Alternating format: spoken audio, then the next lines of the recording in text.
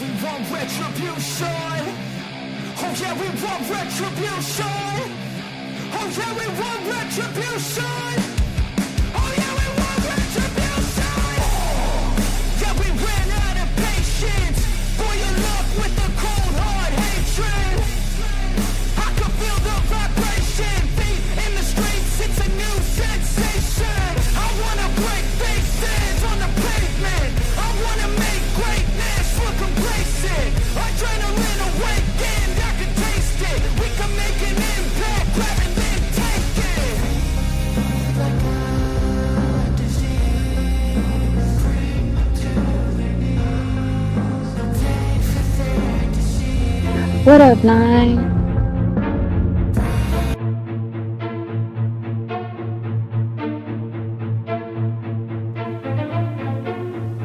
Trapaholics Mixtapes.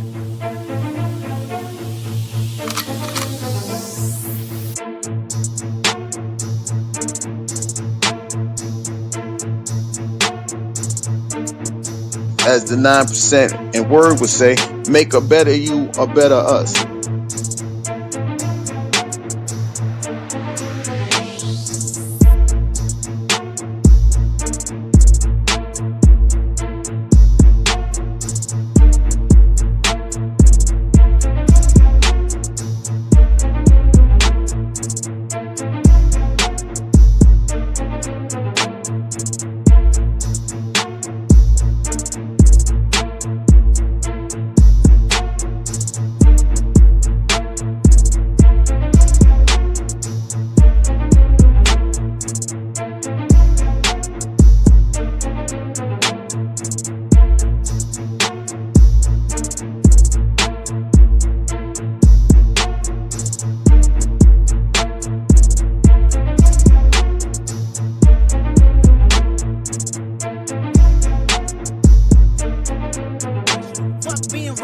Give them what they ask for.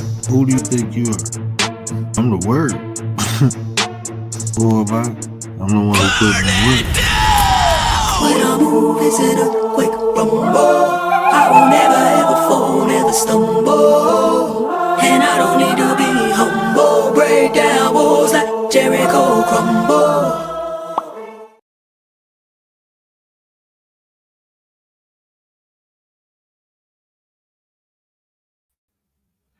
Mic check.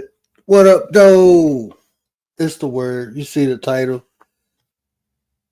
And we're going to talk about it. But before we do that, let me get into the chat. Man, I ain't even going to hold y'all up, bro. I ain't been on here in so long. I forgot my intro. But I just remembered it. So anyway. Nate the Great. What up, though, my brother? Appreciate you. Nate the Great in the building. Shout out to Nate. The AI God is in the building. Commander, the lady of the 9. What it do with the business is. Stop playing with me. Minister of General Defense is in the building. What up, 9? E-Money. What up, my brother? E-Money on the beat, man. Y'all go check out all these people. Nate the Great, E-Money. Pixie. What up, though, Pixie? Shout out to Pixie, man. Y'all go check all these people out, man. Great conversations, man. I know I've been in the bushes. I've been in the rafters. Y'all know how to do. But I ain't been live in a minute. You know, I was just kicking it with my mom's the last couple of days. BDB, how you living? How you feeling? What up, 9? Appreciate you, fam. Appreciate you. Make sure y'all get over there and check out my brother BDB. Somebody else in the building I missed. I apologize. Hold on, let me scroll up. Bud Files, what up, though? Bud Files, I hope the family good. I hope they great, man. Shout out to Bud Files. Yeah, I wanted to talk about this because not recently, but these one of the questions I often hear when people talk about God, right? Why would God make people suffer, or why would God let people suffer? So my question is this, and it's a rhetorical question. Is suffering and life inevitable? Meaning, us as humans, are we meant to suffer? Like, is suffering just one of those aspects of life? And I believe it is. You know, that's just what comes with life. You know, so when people say if there's a perfect God, or if there's a God, why would He allow people to suffer? Like, suffering is a part of life, and it's for many reasons. If you look at any living organism, everything suffers. Uh, I will concede to the concept that all living organisms are not conscious, just for conversation purposes. I will concede to that. And I ain't trying to get into no futile debates, but um, even if you look at plant life, animal life, everything suffers in life. Everything goes through adversity. Everything has problems. You know, if you know what the definition of suffering is going through pain, going through something undesirable. You know, everything goes through that. Sports Chat, my 33 brother, Mr. Gary Busted Down Brown, what it do with the businesses? What up, Nine? Recondus report, God lets people suffer because we have free will. We are sinners because we betrayed God.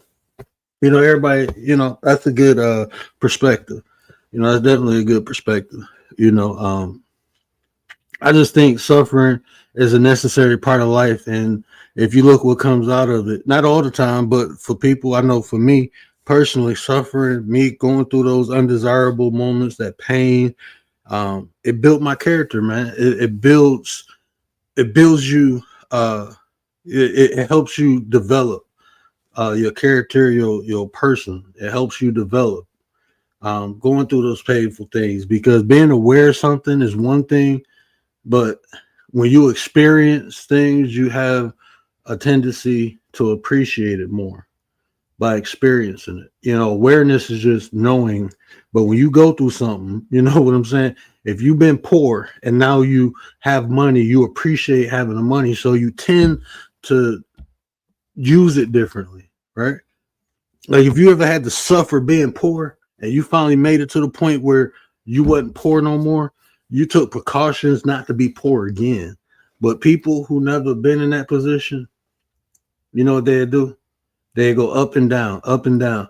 You ever see somebody who entitled, you know, anytime somebody, you know, they about to fall, somebody hold them up. So they never hit rock bottom, so they don't know how it feel to be on that cold floor. But when you've been on that cold floor, you already experienced it. And a lot of times, like for me, I promised myself I wouldn't be in certain situations again. So now I avoid things. Now I know how to navigate through things. Now I know how to struggle without being broke. Like if something happened and I'm tight on money, I know how to be tight, I know how to budget. Okay, I may want that, but I don't need it. So let me not, I know how to prioritize things now. That's because of that experience, right? So suffering brings that.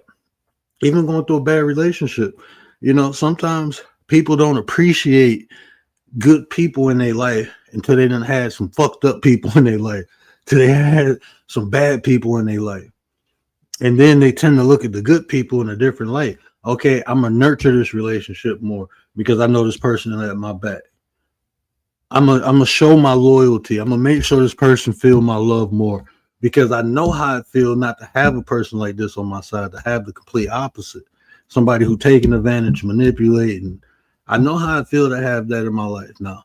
So now I experienced that. Now I got this good person. I'm gonna take care of this even more. So a lot of times suffering actually helps us appreciate different aspects of life even more.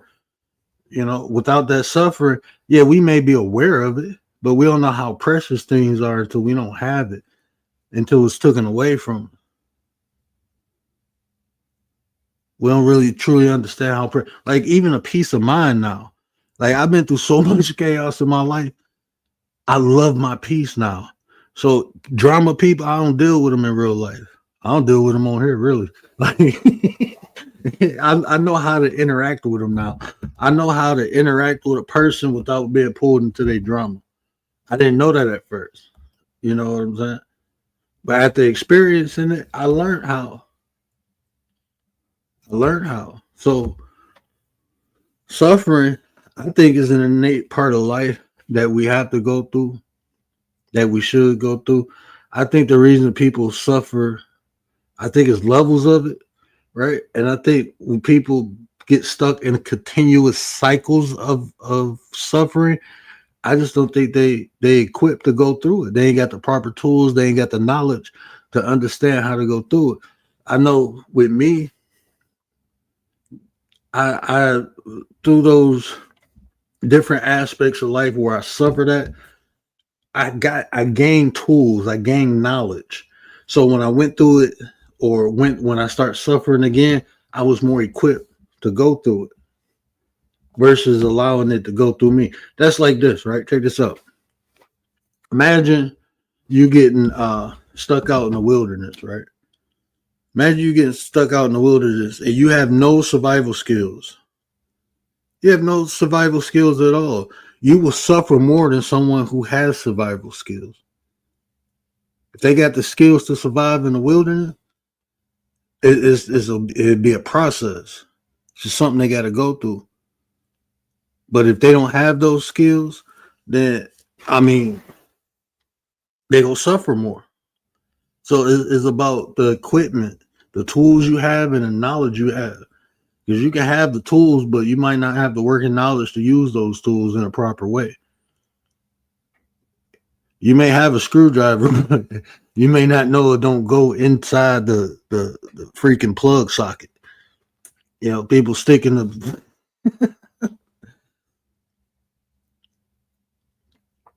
Give me 1 second.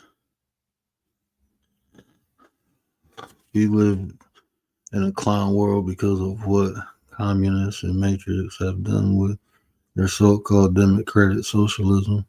All of it was written in the protocols of the learned elders of Zion. I'm a historian that has a lot of knowledge over the world and how we have ended up in the situation we have. Heck, it was so bad that Obama set up little Asian pivotals to have Hillary start. Hey. Yeah, so imagine being stuck in the woods, right? You ain't got no compass. You don't know what direction you're going. You don't know the sun rise on the east and sets west. You don't know moss grows on north sides of the tree. You don't know none of this stuff, right? You don't know how to start no fire. You don't know how to purify water. Man, the woods go eat you alive. But if you know how to use all these different, if you have these different tools, not only will you be able to survive, you might be able to thrive. You might say, fuck it. I know how to purify water, start fire, and I can build shelter. I'm good. I'm going to be straight. You know, I'm going to be straight.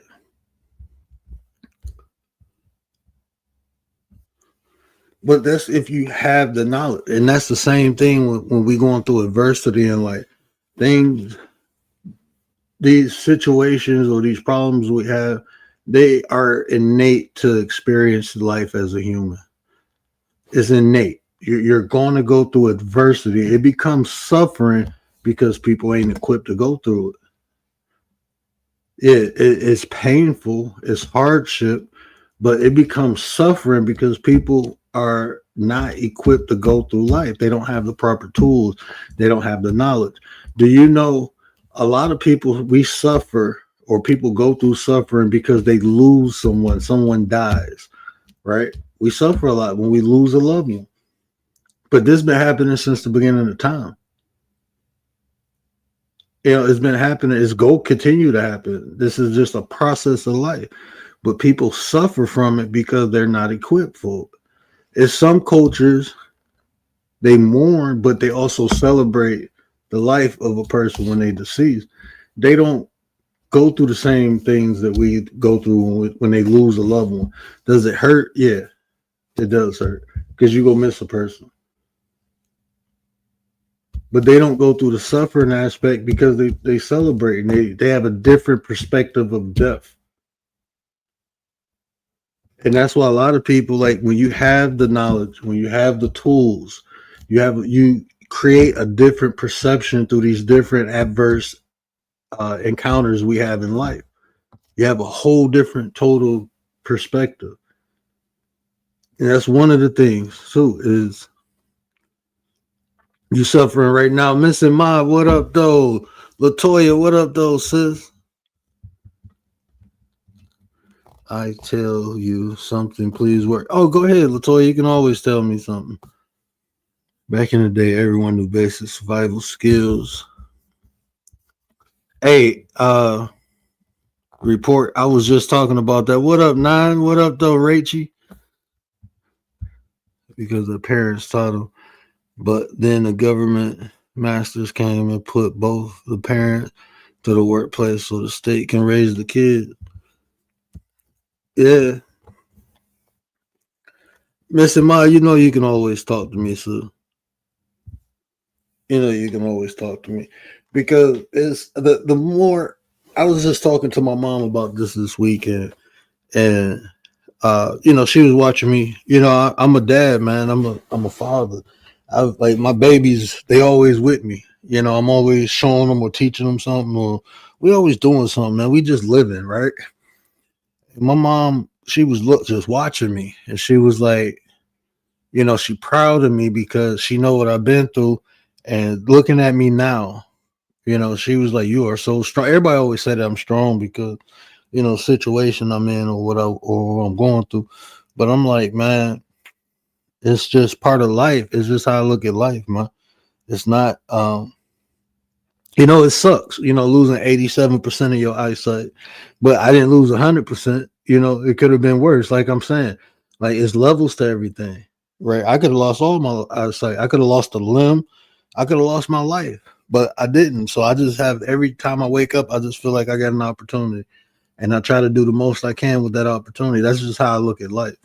You know, I know fucked up shit gonna happen. I'm pretty sure as I'm 41, as I get older, other shit gonna stop working, right?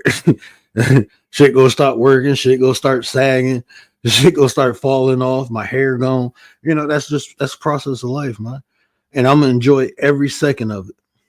You know, I'm gonna enjoy every second of it. But while I can run, while I can jump, while I can do all this stuff, I'm gonna do that too. And when I can't do it, then I'm gonna find something else to do. The less I can use my body, the more I'm gonna use my mind. You know, the creator blessed me with both mind, body, and soul. Blessed me with a high intelligence on all three. So that's just what I'm gonna do. I'm gonna make the best opportunity. Dee dee dee dee dee dee dee dee dee dee dee dee dee dee. Yeah, I'm gonna just make the best opportunity. But it's those tools I inquired. Life. I understand my perception of fear. You know, I a lot of the times people when I say things they don't comprehend, they only understand. So I find myself articulating my words different, and I don't like anyway. So fear. When I encounter fear, it don't last long. I'm not gonna say if I say I ain't afraid of nothing, then somebody gonna say, "Oh, fear." I ain't talking about. Look, I got the proper tools. I got the proper knowledge, the information. I have a working perception of what fear is. So when I encounter it, I can overcome it versus allowing the fear to overcome me. Right. But it took years for me to develop that. It's a process. You know, shit don't happen overnight. But I am not a fearful person. Even in chaotic scenes, I'm very calm and cool. That's just my personality. That's how I built myself. You know, so I'm not very fearful of things. Fear doesn't dominate. You know, fear doesn't dominate. So throughout life, gaining tools like being able to overcome fear, building my self-esteem. That was one huge one. Building my confidence. Self-esteem and confidence are two pillars or two tools that's like universal tools that you have to use them in different aspects of life, and overcoming adversity or being in that suffering or overcoming suffering, the self-esteem, the lack of fear, and my confidence is what helps me not suffer or go into that state of suffering. I feel pain, I feel anxiety, worry, I feel all that. I just overcome it a lot quicker than most people because I'm equipped to. I got the tools, I got the working knowledge of it. And when I see other people go through it, it's hard to guide them through it without them having those tools. You know, it's hard. You can tell people it's gonna be okay. It's just something you're going through right now. This too shall pass. You know, we heard all these things when we go through stuff, and it's true. It's really true. This too shall pass if you don't ruminate on it. If you don't ruminate on things, then it'll pass. Because guess what? Something else is gonna happen. Then something else is gonna happen after that. Then something else is gonna happen after that. Life, like if you practice Buddhism, suffering is an innate part of life. It's something that exists because it exists. It's not even a reason for it to exist. It's something that we have to overcome. And in Buddhism, they tell you to let things go. That's how you end suffering, is not having any worldly attachment. Because when you really look at the core of suffering, it's really because of external things and not internal things. It's because of something that happened externally. Something we was attached to externally that we don't have anymore. That can be friends, that can be family, that can be a job, it can be a pet.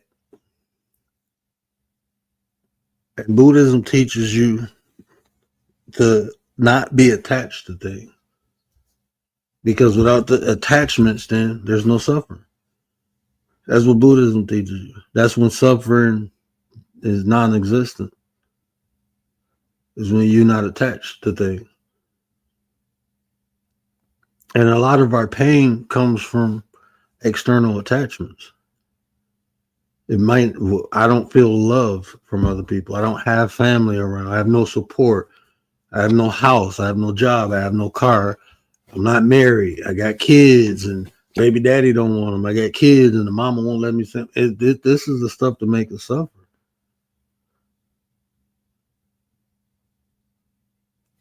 That's the stuff to make us suffer. Lisa, what up though, sis? Lisa J in the building. Censoring my comments too. Oh yeah, YouTube censored comments. Yeah, YouTube definitely be censoring comments. Yeah. It's like, hey, give me 1 second, y'all. The wife is requesting a bottle for the baby. Hold on, do I got something over here? What? I don't even know if since we're talking about suffering, let's lighten it up a little bit. Can you hear me? Okay. What up, Nine? You got donkey punching. Hey, I want to know what's going. You got donkey punching. Donkey punching. You got donkey punching. Mature conversations. You got donkey punching. That's the ADHD. Donkey punching. Life happens, or you grow out of stuff, or what? Just things happen. Donkey punching. You got donkey punching. And then people think that women can't be like the predator or the violent person in the relationship. Like, you got donkey punching. Use something for malice. You got donkey punching. Trying to send me across the border? Donkey punching. Donkey punching.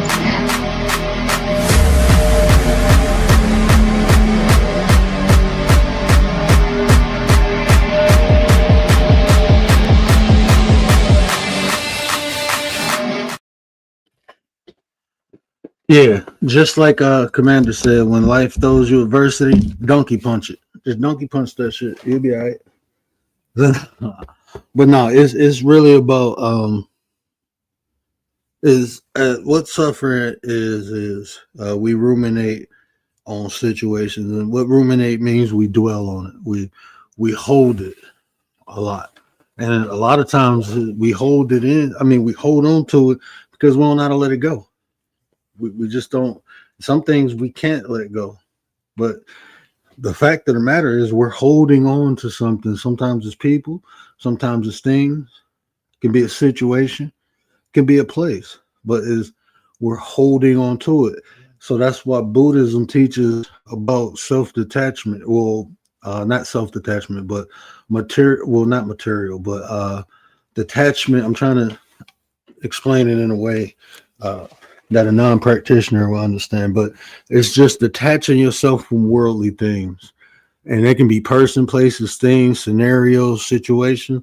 But it's a lot of times the easiest for these people because they live in isolation and they don't have, you know, the diverse human experiences that we have. So, but that's why they do it, because the more diversity we experience in life, the more potential we have to attachments.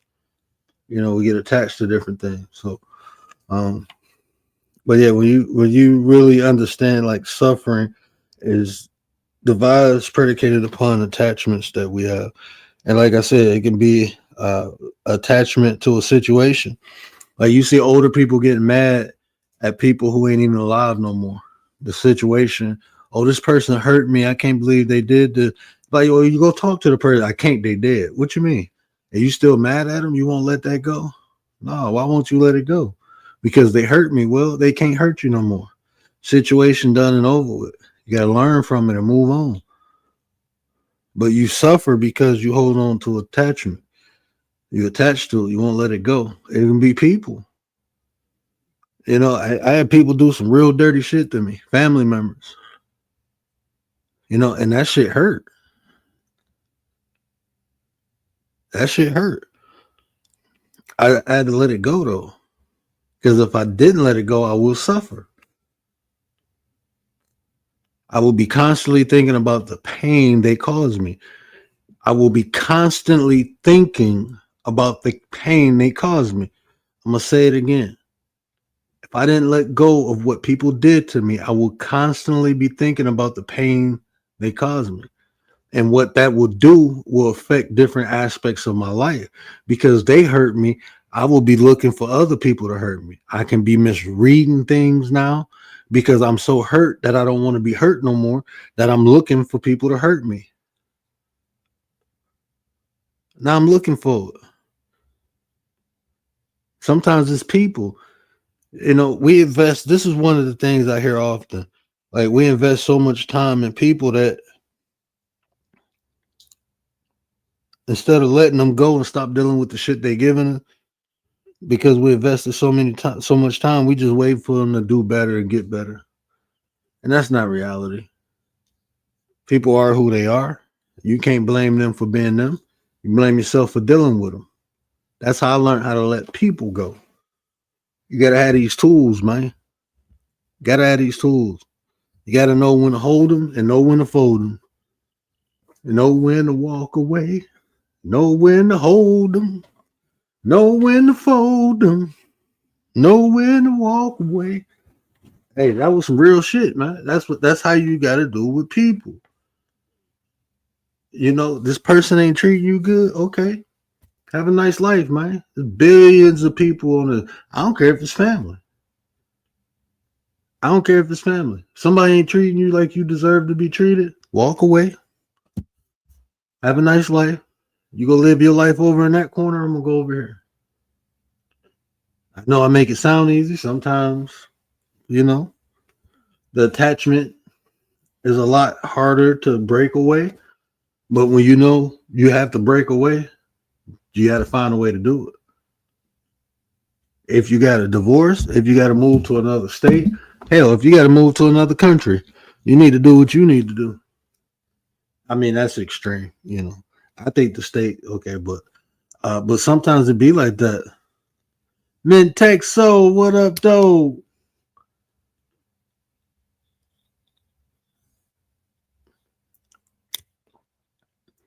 You know, yeah, the more we hold on to stuff, the more we suffer from it.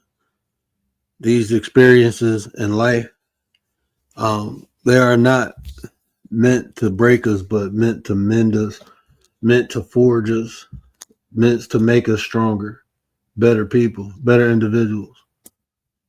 Because through the experience, we learn how to appreciate things. You know, awareness. I'm not going to negate that people can be aware of something to appreciate it, but I'm telling you, the experience is where the wisdom comes from. Experience. Wisdom don't come from knowing something. Knowing is a high level of being aware. The experience. You have a meaning of a word and you have a definition of a word. And when you look at the definition, it's just the foundation. You just become aware of the word. But the meaning is predicated upon the experience, the perception. That's what a meaning of a word. That's the difference between definition and the meaning. Definition is just the foundation concept of what a word means. But the meaning of a word is predicated upon the experience. That's why you had a definition of love. But if you ask every individual, love would mean something a little different to everybody because of how they experienced it. So you get the meaning of life by experiencing life. It's how we build perceptions. It's how we look at things. But that's only limited to the information and the skills that we have to interpret. You ain't got the proper skills to interpret life, then you only know.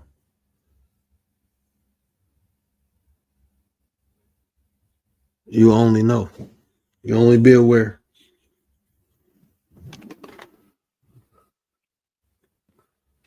But the suffering is an innate aspect of life. It's inevitable. You go suffer. But how long you suffer and how you suffer, like the level of suffering you experience in life, is predicated upon how equipped you are for the experience itself. Are you equipped for life itself? Do you have the knowledge and the tools?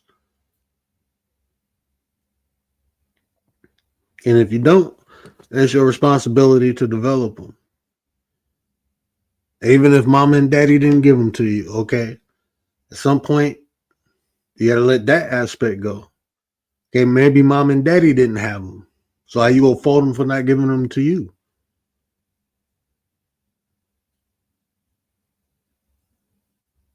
There's a difference between an explanation and an excuse.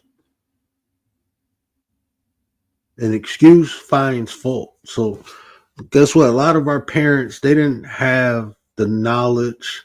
They didn't have the information that we have now.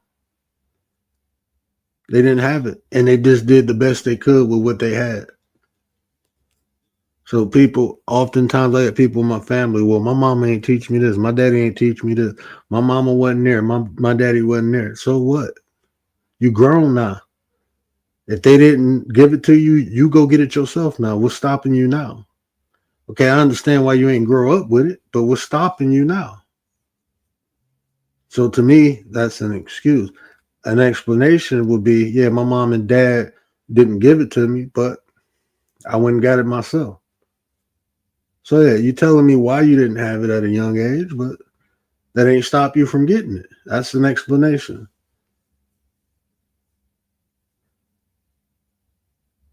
Stop the excuses. Too many excuses in life, man. So what if life treated you bad? So what? Treats everybody bad. Life sucks for everybody at some point. That's just part of it, man. I don't believe it. Like people think because people got money, they don't suffer.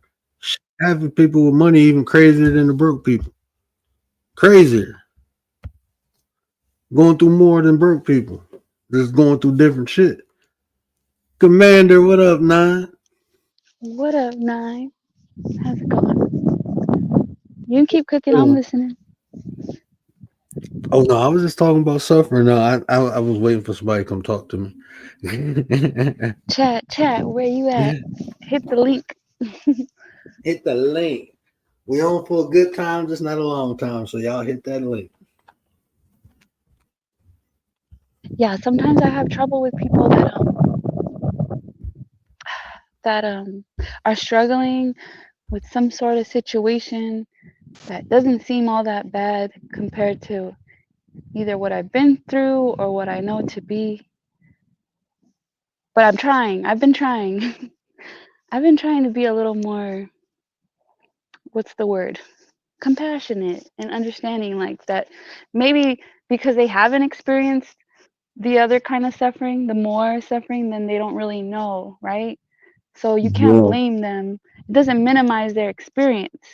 Like what they're yeah, going through, they still feel how they feel it, right? It's like if you, I don't know, I guess it depends on, like if you stub your toe, right?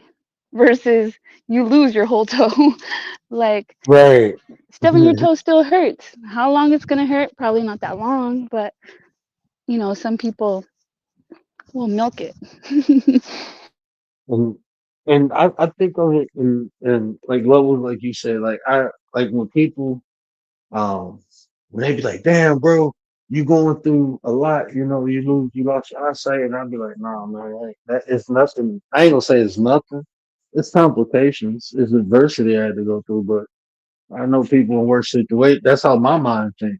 But other people look at me like, damn, I can't believe that shit, bro. Like, that's really fucked up. It's like one of the worst things Hmm. that happened, but it's like, nah, I'm straight. It's people worse off than me. I could have lost all my eyesight, so. Or they don't even understand because what they might think is the worst part of losing your sight is not really the worst part because they don't know Right. everything you go through. It's, you know what? Honestly, I don't like, the migraines suck even more than losing my sight. You know what sucked losing my sight? This tube in my head. I could have been fine without. That's the worst part about my situation is me having a tube in my head, and it's not even physical; it's mental. I'm okay with my lack of sight. I'm okay with that, but this tube in my head makes me feel vulnerable. It took me longer to accept this tube in my head than me losing my eyesight. That shit sound crazy, don't Okay, okay. Yeah, see? it? But nobody would know But that unless they experience it. And someone else might experience it differently than you. yeah, Same it'd be different situation, for but them. differently. It'd be totally different for them. Like, yeah, it took me longer to adjust with the feeling of vulnerability having this tube in my head than it did with me losing my eyesight. I mean, I can, as long as I can make shit out and see a little bit, I'm fine. I'm good. That don't bother me. It's me having this tube in my head that makes me not having my sight even worse. That makes that a problem. Me having less than average or normal eyesight because the vulnerability I feel with the tool in my head. That shit crazy. Um, And is that like something that's permanent? Is that what the doctors yeah, say? yeah. It can. I mean, it's very few cases where they remove the VP shot. Very few cases, but yeah, it's permanent. And the sucky part is eventually I'm gonna have to get a revision done. They're gonna have to go back in my head, take this out and put a new one in, do all that shit. So it's something, as long as I'm kicking, I'm gonna have to deal with. And this shit getting like my migraine, like I had migraines before, but never like this, bro. This shit, it took me like 3 hours to lift up today. It took me like 3 hours. Like that shit had me when it rained, it's been like turning real bad. It'd be like that shit would be fucking me up. I can feel it in my spine, like all of my shoulders. That should be something crazy as hell. But I'm fine with the pain. I'm used to that. I mean, I'm used to pain. I've had pain my whole life. I feel awkward when I don't feel some type of pain.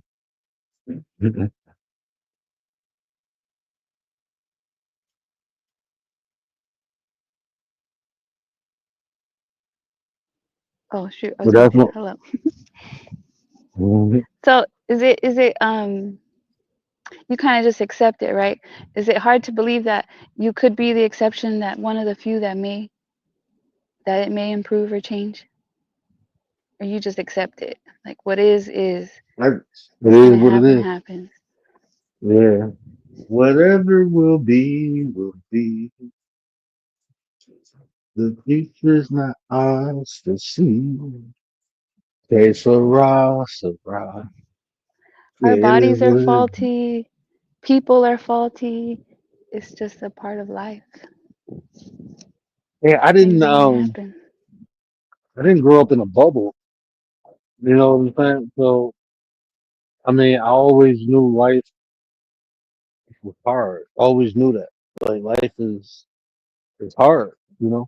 So eventually, it's gonna be my turn to endure. I just knew that, and that's why. I mean, I cannot remember me being in my 20s asking God why something happened. I just knew it was, hey, it happened, so I can learn from it, so it won't happen again, or I can sit and wallow in it. I never been like I, I, I mean, I guess I've truly believed is the perception that I that was built over time with me. Going through adversity at a young age helps you go through adversity a lot easier at an older age, and that's predicated on the individual. I'm not gonna say everybody, but for me it was. I just felt like if I didn't go through a lot when I was young, I'd be suffering more as an adult going through things. And I, like you said, accept it. The quicker I accept my situations, the quicker I can do something about my situation. That's part of my mind frame or mental setup when I'm going through adversity. The quicker I'm able to accept it, quicker I can do something about it. That's why I believe in that AAA system: awareness, acceptance, and action. Those three things. Be aware of what you're going through, accept what you're going through, and take action. Easier said than done, though. Now, do you think there's people that like manifest stuff? Like I know this girl that says, like, I know I'm gonna get cancer because it runs in my family, and like people have had cancer, and I just know I'm gonna get cancer. Man, I can talk about that from a psychological or metaphysical aspect. Because when you, like you said, like if I accept that this is going to happen to me subconsciously, I start doing shit to make the shit happen. Shit, fuck around, start eating more cancerous food, start using more cancerous products. You know what I'm saying? Not taking less, instead of being healthier because that shit runs in your family. Just so the shit like that happens often. Once you accept something, that's what fate is or manifestation is. You start putting yourself in position for the shit to happen once you accept it. Yeah. Well, and then you have the people that do all the healthy stuff and then they still get sick. Like they still get lung cancer, but they never smoked and they try to take care of themselves and be healthy. It's crazy Yeah. how that works, right? And then you see people who like drink, smoke, Barbecuing. do all the things. And see, this is like yeah, smoking leads to cancer, but barbecuing actually has a higher cancer rate than smoking. Yeah, because of the carcinogenics or something like that. The carcinogenics in it, and also think about this: when you smoking, you still work in your lungs. You still exercising your lungs by breathing in and out, in and out. That's why a lot of times people who smoke, they don't have healthy lungs, but they have active lungs, what they call active lungs. Their lungs are still functioning at a high rate, even though they smoke a lot, because they have active lungs. People who just around carcinogen, not for a long period of time, but they around it, like through the summer, you barbecue 7, 8 times. Next summer you do it, you're more prone to get because you're not working your lungs like a smoker is. And so that shit is just sitting on there. It's not pumping out. You ain't coughing it out that much like a smoker. Smokers cough. They constantly hacking it. They spitting all that mucus that flimming shit up. Oh, I never thought about it that way. I thought too it's It's a like eating the food, like eating the food you barbecue also has oh it no, in it, right? it's a study. It's a study. What was it? I think it was like 13, 14 years ago, because we had a doctor who developed lung cancer, and they understand why. But he went camping a lot and he barbecued a lot, and they, uh, they were pulling studies, and they found out that being around, like inhaling smoke, is more dangerous than. Um, that's why they were saying like secondhand smoke is dangerous because the person is not actually working the lung. They're just inhaling it. They're just breathing it in. There's a difference between breathing and inhaling. It takes more uh, lung functionality to inhale something than it is to breathe something in. So the lung is Oh more wow. active, is exercising more. Lung is a muscle. Hmm. I don't know why I thought like, because I've heard that saying like secondhand smoke is more dangerous. I thought it's like because whatever they're exhaling comes out like Because you breathing worse. and not inhaling. Hmm. Interesting. That's That's why interesting, they but say like we usually can't live our smokers. lives scared about everything, you know? Like, No, you can't, man. Life is go live, and life is, it's go start and it's go end. You know, it's about what you do in the midst of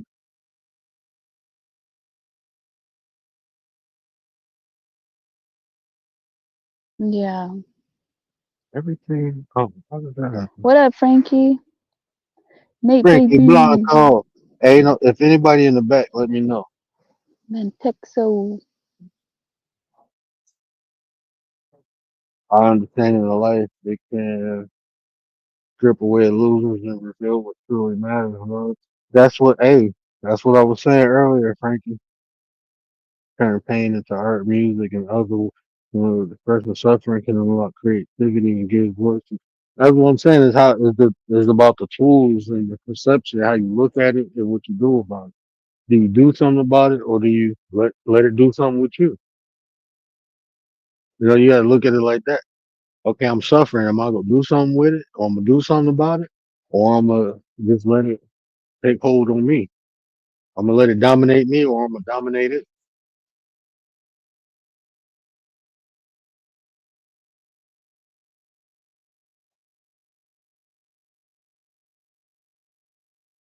I can't believe I got no juice in the house. I ain't even got no fruit I can juice right now. Yes, Well, sir. and like people can go through stuff and dominate it, and then it depends too, like at what point in their life they're at. Sometimes, like something even smaller than what they've gone through can take them down, if if it happens. I don't want to say if they allow it, but like it can happen like that too. I've seen that. Yeah, yeah. Sometimes as we get older, we go through more wear and tear. Think of a car, man. When you first get a car brand new, you can do a whole bunch of crazy shit in it. But as you get older, you gotta drive on less bumpier roads. You gotta take maintenance better. You gotta, and eventually, no matter how well you make this or take care of it, go out. Just go out.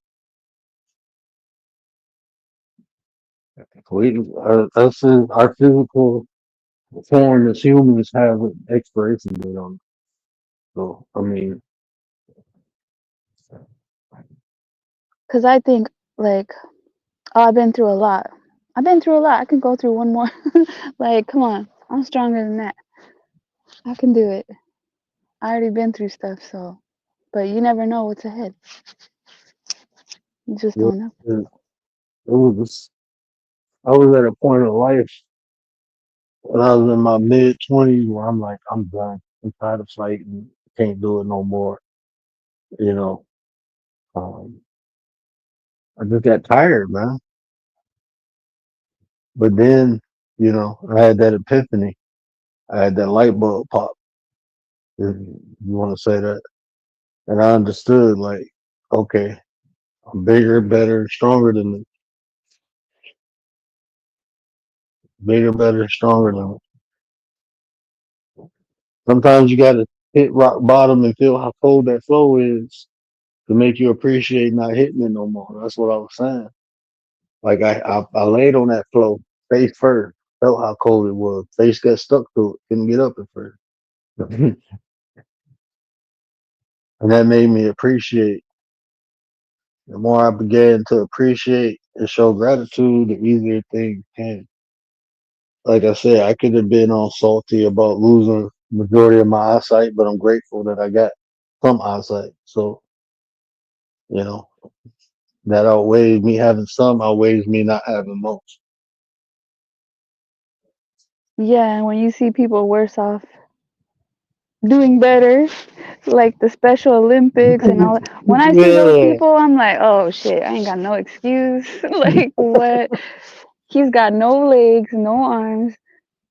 He's married with kids. He's still traveling. He's still doing things. Like I ain't got no excuse. He's upbeat, but sometimes you don't know what people go through. Like they show you something when, like that one guy that I was saying last time. He's got no arms, no limbs, and he's a motivational speaker. But we don't know what he goes through, like behind closed doors, when he's on his worst day, when he's struggling. Yeah. I even But think he's still about Stephen pushing. Hawking. I used to think about Stephen Hawking like this is one of the most intelligent people that ever lived, and he is confined to a fucking chair. Like, what's the motivation for you to wake up and just think of some amazing fucking science equation and shit? What motivates you to do that when you can't even wipe your own ass, bro? Like that shit crazy to me, bro. Dude couldn't even wipe his own ass, but he was sitting there still thinking of crazy mathematical scientific equations, adding to humanity. Like this, like that shit is amazing to me, man. This motherfucker had to talk to a robot to communicate with people, but with his mind, you couldn't stop his fucking mind. Okay, He's how do people talk amazing. through robots? How does that happen? I've seen Well, those a lot people of like in the chairs, and it's like, is that their thoughts? Well, wait, I don't know exactly what it. I don't know if he was typing shit. I know some people type shit and then it speak. It's like a speech to text, and then there's some people get this thing because they. It's not that they can't talk like with sound, but they put something in their vocal box where it picks up what they. I guess what they try. I don't know how that shit work. I'm gonna be honest with you. I I don't know some either. people they That do this. I'm like, is it their thoughts? Because listen, our cell phones are always listening, right, to everything. But there are times, and I've heard other people say this, and it's happened to me, where I haven't said anything, but I think it, and it comes out in some form, like an advertisement or something. I only was thinking it, didn't come out of my mouth. So that's got me tripping out. We got two new members. Shout out to Nate the Great and shout out to Earth Day. Appreciate my bad, Nate. I forgot to Aw. hit this earlier.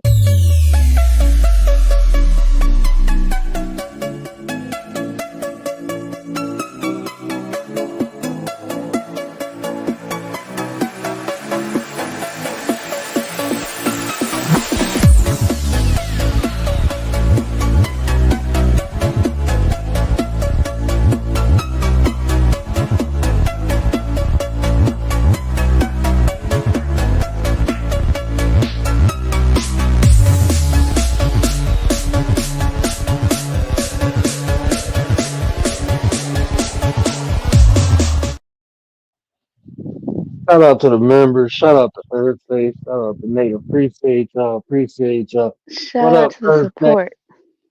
What up, Hit the sis? likes. But yeah, I don't know. I just like with adversity, with suffering, the things that most people suffer from. I don't think I suffer from it because suffer is more of like you holding on to it. That's why you suffer. When you hold on to things, you tend to suffer from it. I mean, but you go through a process of feeling the pain, feeling the regret, um, but it's the rumination that causes the suffering. That's what causes it. And I Well, think like, until we learn, oh, go ahead. You got it. no, go ahead. No, I was just saying. I think until we learn how to go through that process, or we develop the tools or the proper perception or understanding of what we're going through, that's how you combat it. That's how you alleviate a lot of the pain that causes. You gonna feel the pain. That's part of life too, you know. But the suffering comes from holding on to that pain. And the longer you hold on to it, the higher the potential to suffer from.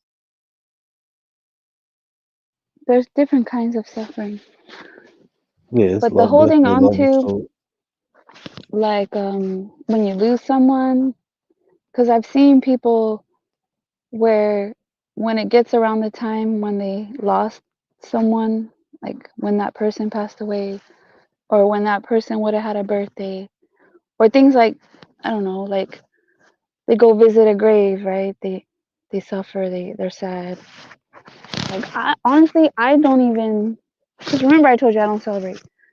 Really, I don't celebrate my birthday and things like that. But even like remembering the date, I try to forget all that. I honestly, I'm not trying to remember the date. Maybe that's insensitive, but that makes me not suffer.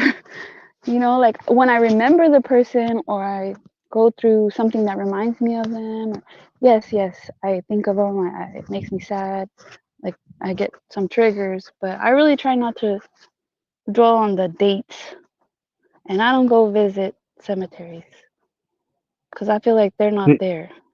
So why see, am I going there? but They're gone.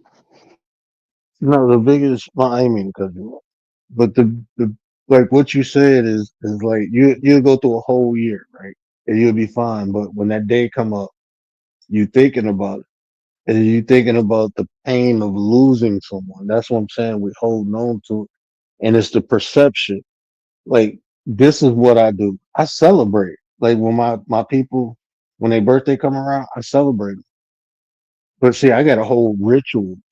Like I got an altar to my ancestors, the people that was close to me that moved on. I have altars. So when their birthday come up, it's a celebration. I think about what I hold on to. It's not the pain, it's the joy. When I think of them, because I'm in a mode of, I'm in a mind frame, a mind state of celebrating their life or what they meant to me, I begin to think about all the good things. Do I think about them not being here? Yes, but that does not, uh, it does not trump the positive things I think about them. So it's more of a commemoration, like versus something sad, like the thought of them not being here. I think of them when they were here, what we did, the experiences. But if you don't have that, a lot of times that's what people suffer from too. But it's about how you look at it. Okay, they not here, so am I go hold on to the pain of them not being here, or I'm gonna hold on to the joy I had when they were here? Is what you hold on to. So Well, holding, like I said, the attachment that you have, that's where the because suffering comes from. even remembering the good times can make people sad. But I I'm know what you're weird, bro. saying. Like I'm weird. you're I saying, can't. like try to turn that around to Is something that's positive. I'm telling you, like even thinking, I guess the only way I can explain it is my perception. Is the perception. Because, like um, if you're thinking about something good and it make you feel bad, I don't know. I don't know how you looking at it. Are you looking at it as you don't have it anymore, or are you looking at it? Yeah. Well, that's why you're still looking at it, even though it's something good. You're still looking at it as a loss. You see Like what? I had a memory of something good, which I'm still alive and I can still do, but it's just something about like the thought of it gave me like, oh, a good memory, but then it made me sad because I can't do it right now. So Because it you kind of don't, made because me you're thinking of sad. it, because you don't, because it's not currently Like the there. So, reminiscing of it was like bittersweet. so you trying with you having mixed emotions about it. It felt good thinking about it, but you feel bad because you don't have it in the current state. Yeah, it all just happened like So without like that. So you have to work on your perception. You have to work on how you attack. You haven't. Um, I don't even know. Well, I know how to explain it, but not in the sense. So in that moment, like you will turn. This is what happened to. We turn good things into bad feelings, and that's basically. There's a name for it. I just can't remember the name off the top of my head. But when you turn something, when you have a good thought about something, but you have a bad feeling about it because you can't have it right then and there. There's a psychological term for it. I'll think of it later. But in that aspect, um, in doing that, why can't you have it? Is that you just telling yourself you can't have that, or is it okay? Like say with a loved one, right? I'm thinking about a loved one. I had all this fun with my cousin, but he not here no more, and I can't have that fun no more because he not here. No, I can have that fun, just not with him. You know what I'm saying? I know it's possible because it was done. So it's gonna sound fucked up to say, but there's other people that you can experience that with. But Well, then you sometimes might it be isn't. Sometimes it feels like it's not gonna be ever the same too. it's You not know. gonna be attainable no more. Like because that person was one of one, and if you build your percent, whatever you tell yourself, that's what you accept. You know, I had a love before in my early 20s. I was like, I never find a girl like this again. She passed away. Like somebody that was that in tune to me, that nice to me, appreciated me for me. Because every experience after that, it wasn't like that. But then I found my wife because I was open to that experience again. I was open to that again. You only gonna have one mother and one father. I can honestly say that. You know what I'm saying? But you can be a mother or you can be a father. So can you reproduce that? I believe you can. I believe you can.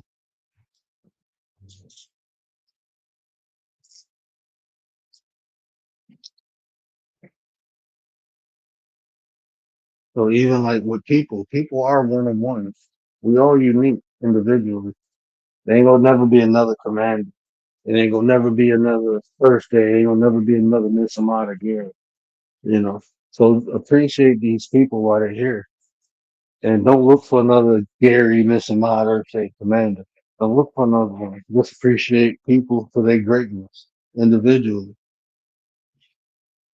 It's all about perception. With people, I just think it's like seasons. Like it's just seasons. People are gonna be there, and people are not gonna be there, and you're on to the next. You know. Like I don't. I try not to dwell on people. 'Cause I mean, people like milk, bro. They all got expiration dates.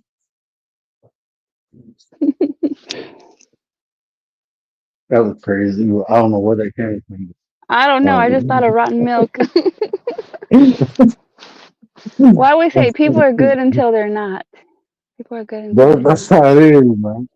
I mean, people will be good for you until they ain't good for you. You know what I'm saying? Mhm.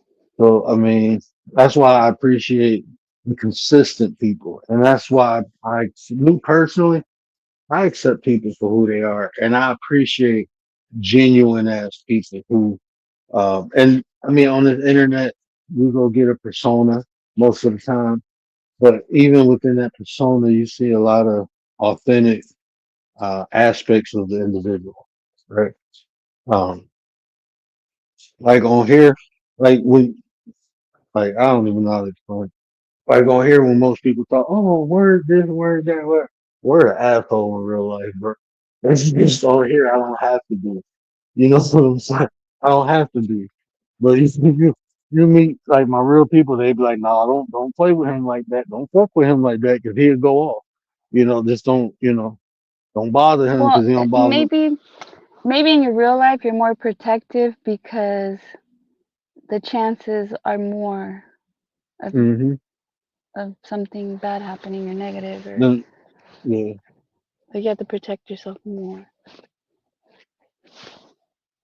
I'm definitely more protective in real life. On here, I can be more relaxed. You know, like you on here, I can be more like I am with my family.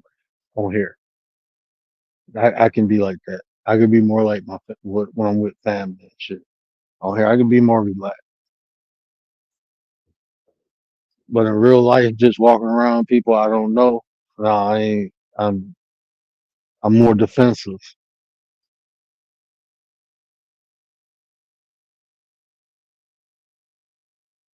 But I wasn't going there with that. Where I was going with that was, um, you would get different personas out of people on here, but I just appreciate the authentic, the genuine people, you know, who ain't afraid to show you they bad, and that way you can appreciate their good, you know. Um, that's why I don't fault nobody for who they are, for what they are, you know. Everything comes with something. Yeah, definitely Sugar, people can be different ways with different people, right? Like mm-hmm. someone can think, "Oh, I know this person's great because they're great to me," but that doesn't mean they're great to the next person or I'm other people definitely in their like life.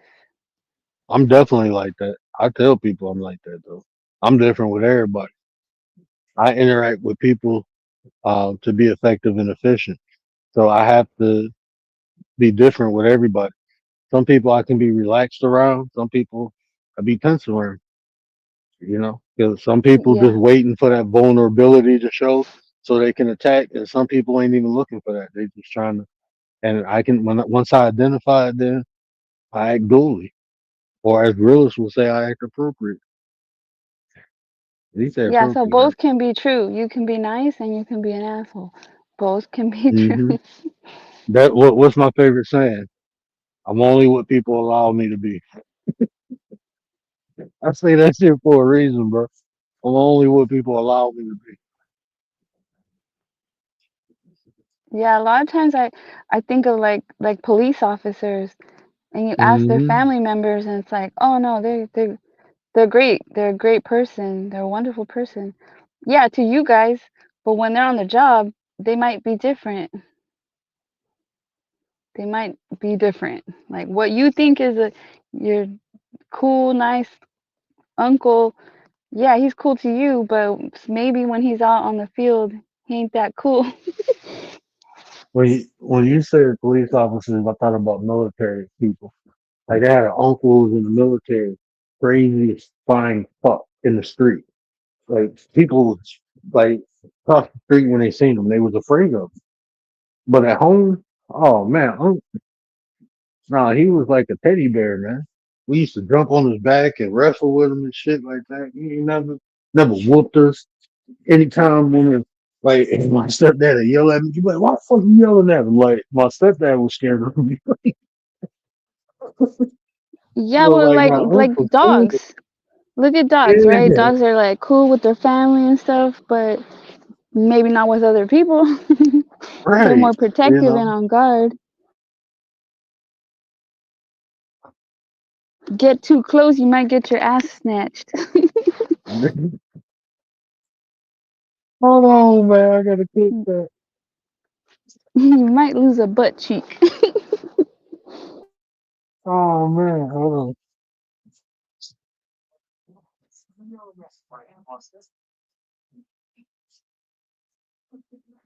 Yeah, well, like look at dogs, right? Dogs are like cool with their family and stuff, but like when other people protective and on guard, get too close, you might get your ass snapped.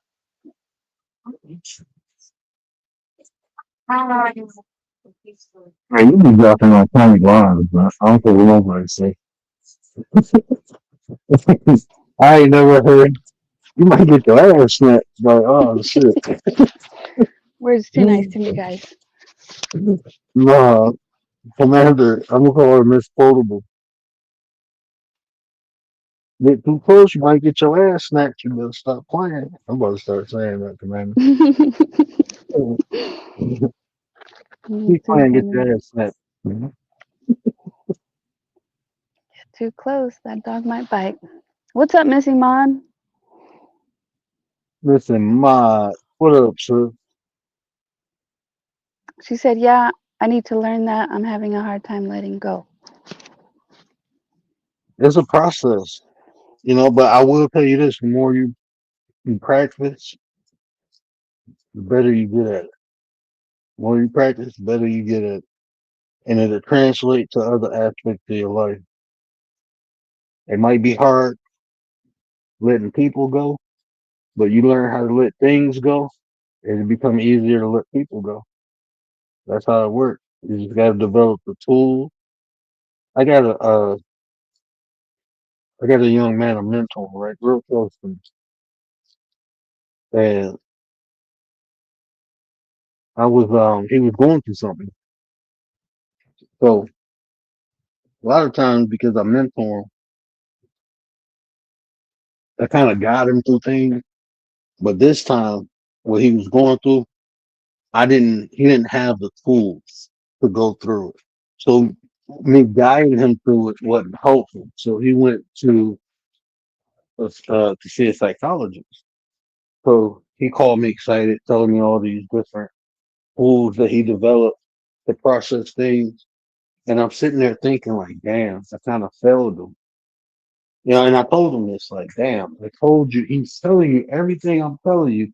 But the thing he did different was equip you with the tools. And I'm assuming because he been around me, he picked some of this stuff up, but he didn't. And I was not paying attention to that. Um, Sometimes they have to that- hear it from someone else. yeah, yeah, yeah, that's true too. But um, with him, it was like, uh, you know, said all the same things, but the biggest difference was the tools. He didn't have the tools. Sometimes we need those external applications to um, alleviate a lot of the internal pressure. So like, and I'm I just attack things a little different. So like even when we talking about suffering, like developing tools to detach, it depends what we're trying to detach from, but um, without those tools, it'd be hard to go through the process or use the philosophical or psychological or even emotional aspect. You know what to do, you just don't know how to do it. Is that a better way of saying it? Well, It's yeah, like and sometimes you you have to gotta be let go. reminded because you Yeah, have the tools, you've used the tools, but then maybe you haven't used the tools in a while, and then you have to remember yeah, which tools, you yeah. know, which ones do I, Like, oh yeah, because I forget sometimes. yeah. Like, damn, I do got this tool in the toolbox. But this ain't open the toolbox. I was using my handy belt and Yeah, like tool in a why whole wasn't different box. my brain was just skipping over the tools, and then someone reminds me, I'm like, oh yes, yes, yes. Yeah, but Listen, the fact sometimes we is, we can preach it, and sometimes we're not even doing it ourselves, right? We can preach it better than we can actually use it sometimes. But the preaching part reminds us. So that's why I say like it's more helpful to me than sometimes it is than I think for the other person because it's like I'm preaching to myself. I'm helping myself when I'm helping someone else. a lot of times, oh shit, a lot of times that's what we do, right? Oh man, I don't even want to get into that. It's a whole nother conversation.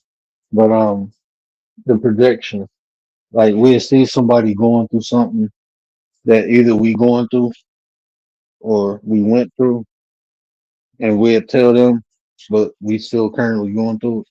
Like we know what to do, but don't know how to do it.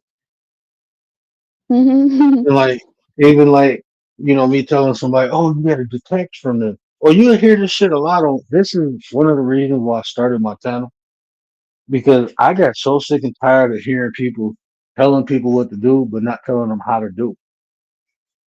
I hate that. That annoys me. Like, oh, you got to do this. Well, how you do that? Well, I don't know. I just know you got to do it. Like, what the fuck? That shit Yeah, don't people make know the how, because if not, it's like, wait, how? It sounds good, but how do we get there?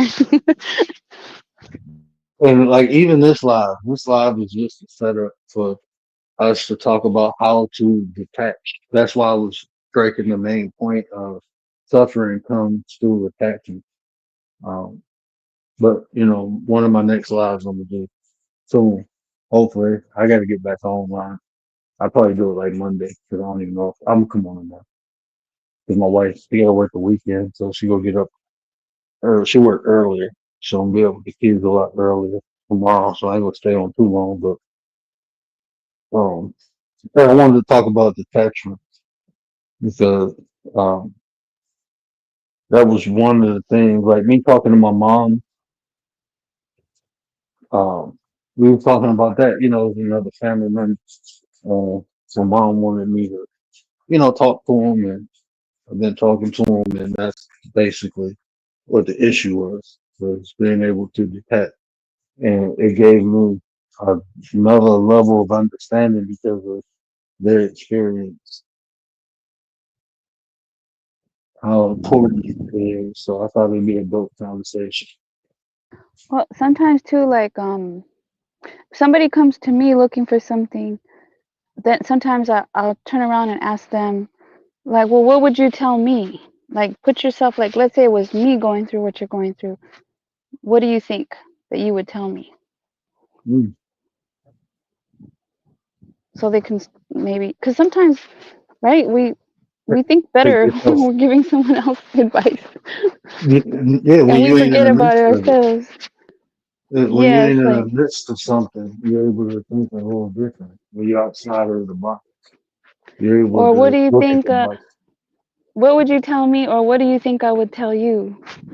What would Yeah, you gotta look. You have to get yourself out of it, because when you're in it, it's really hard. Your mind gets like You foggy. It's like too much going on that you don't. It's like you don't even see what's right in front of you.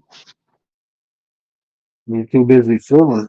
This is what I still ain't do that love yet. I'm supposed to be a members line. Think to feel to act. I mean, feel to think versus thinking to feel, because like when we think, we get these feelings, and those feelings is what put us in those different emotional aspects. Even suffering is an emotion. It's something you're feeling, not something that's actually physically happening to you because you feel it, but it's not something that you actually uh, can grab or hold on to. It's more in your emotions, in your mind, than physical. Unless you break a leg or something, then having that physical pain. The fuck is this? Oh, boy. I think too, Oh, like shit. balancing is really hard to do. It's really hard to balance things out, like everything with moderation. Like I was on Rezla's channel, and he was talking about how he doesn't watch football, and he was talking down about the guys who spend hours watching football, and he spends his time reading, learning, like he wants to make money. But that's not, there's some people who can do both. And then you think about it, Mm. like you can't take none of that with you when you go. You can't take none of that with you. You You know may what I'm not saying? So, you may not live till retirement, and just because someone's spending time because they like watching football and that's what makes them feel good, they enjoy it, doesn't mean they're wrong for it. But if they do it to an extreme, like a fanatical thing, that's why I say everything with moderation and balance. It's much better that way. Because if you go too far one way or too far the other way, there's no balance in that. And I truly believe it's all what you do with, you know. Because think about like even video games. I used to say that about people who play video games until I see people making millions off of playing video games. Is that not a job now? Playing video games all day. You become a millionaire playing video games all day. I What mean, right do I yeah, got to tell that person they not living life or they not doing? No, they found a way to make what they love. but not Make everybody them, finds that way to make money, and they're just playing video games all day. and that's why I say this is what you do with it. Is what you do with it. You know, it's people who never played sports that's sports analysts because they watch sports all day. They can't play it, but they know all about it. But if they never put their time in watching it, they could have never built themselves for what they are now. So it's about what you do with it. There's some people who know all about sports and they can't do nothing with it. So If you're playing I video mean, games all day and you have bills to pay and you're not making some money, you could do both, right? You can make money and play video games on your off time or on your it's non-making all money about time. it's about what you do with it. That's what life is. Even this you being a content creator. So imagine me being a content if I'm on here all day, right? Creating content. But I ain't making no type of money. I'm not helping nobody. I'm just on here all day. Then what? But it makes the person feel good. Okay, that's great, but are you paying your bills? Or you neglecting your family, your kids, this that's why like people be like, oh, why you don't I be wanting to hit panels and do all that. I got kids, man. I be looking like hey, I'm not gonna put this over my kids and my family. Like even when my kids wake up, I'd be like, all right, man, I'm out. You know what I'm saying? That's just what's important to me. There's some people I be take y'all ass back in the room. I'll be like, damn. Right? And they're like all nice. They're like talking all nice, and then the Yes. kid gets near them and they're like, boom, donkey punch them, kick them to the side. Like their voice changes, the inflection. You're like, whoa. watching I was watching somebody and they were sitting out there. They was like, yeah, and this is they was like it was a dude. And he was like, yeah, he was talking about like this black pride shit. And his kids was like, Daddy, I'm hungry. Take your ass back in the room. Don't you see me on live? I'm like, hold on, bro. Like, damn. I think she was talking about like black pride, and black family and all this shit. You cussing your damn kids out there. Go feed your kids. But y'all That is hear my wife hilarious. like, the baby want a bottle. I was like, all right, y'all be right back. And then shit, if she ain't going back to sleep, I'd be like, man, I gotta talk to her because I don't want her. You know what I'm saying? They're my babies, man. But there are some dynamics where YouTubing is a job and their child needs to wait because you're working. But if sometimes there's two parents in the house, but the child will go still to the one that's working because they want to go to that parent. When there's another parent in the house, they can go to. I can see that, but the way their voice changed and all that, nah, you could tell your kid a little better, like just hold on or You're, go ask your mom or whatever, like I'll be right there. It's just weird to me. It makes me feel yeah. some sort of way. Hey, Rich, you know what, man? I don't see no different from somebody coming on live stream just talking than somebody coming on here playing video games. Anyway it goes, time spent. But like you said, you monetize. Oh, shit. You're Wait, making where's money. Rachel? I don't see her. No, I am Rich. Oh, I am. Oh, what's up, No, that's Swag my Lord? homie. I don't know why he ain't got a rent. So I give him one when I come back in the house. But He said YouTube pays me to play video games. I do it for a passion, not money. The money is a plus. Hell yeah. Doing it for money is a job and ungenuine facts. yeah, Salute y'all make word. sure y'all go check I am Rich out too. He be gaming, having good conversations over there. Atmosphere, my guy. What up, though, bro? What's up, Atmosphere? Yeah, But that's yeah, a big bonus. Doing what you love and getting paid for it, that's amazing. You can't get much better than that. that's what like on here. I really like. I love talking about self development. I enjoy it. I'm passionate about that. Like talking about self improvement, self development, having like intellectual conversations on how we can do better and get better. That's a passion of mine. I love doing it. And if I'm not doing it, then I don't even want to come on here and talk. Well, I don't see the purpose of me coming on here and talk, but being paid to do it, that makes me even more passionate about doing it because it's like something I enjoy. How often in life do people get paid for what they enjoy doing? Most people get jobs, you know. Most people, majority of the people have jobs they don't have careers. Well, And even even the jobs you people can with turn careers. into something you like. It's all about how you see it, right? Man, if you're passionate about flipping burgers, you need to experience life a little more.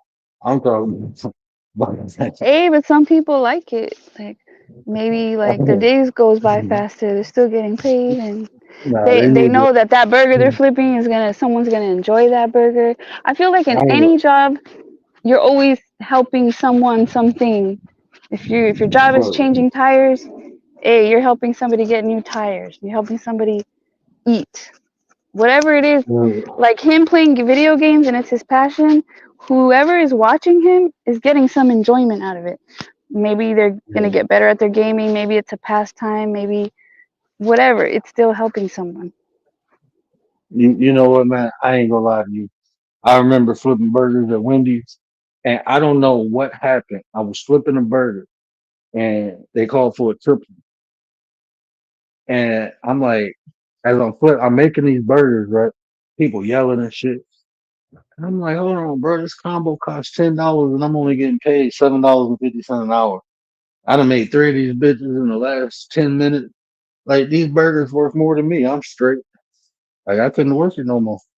I couldn't do it. Hey, as long as you find something else to do.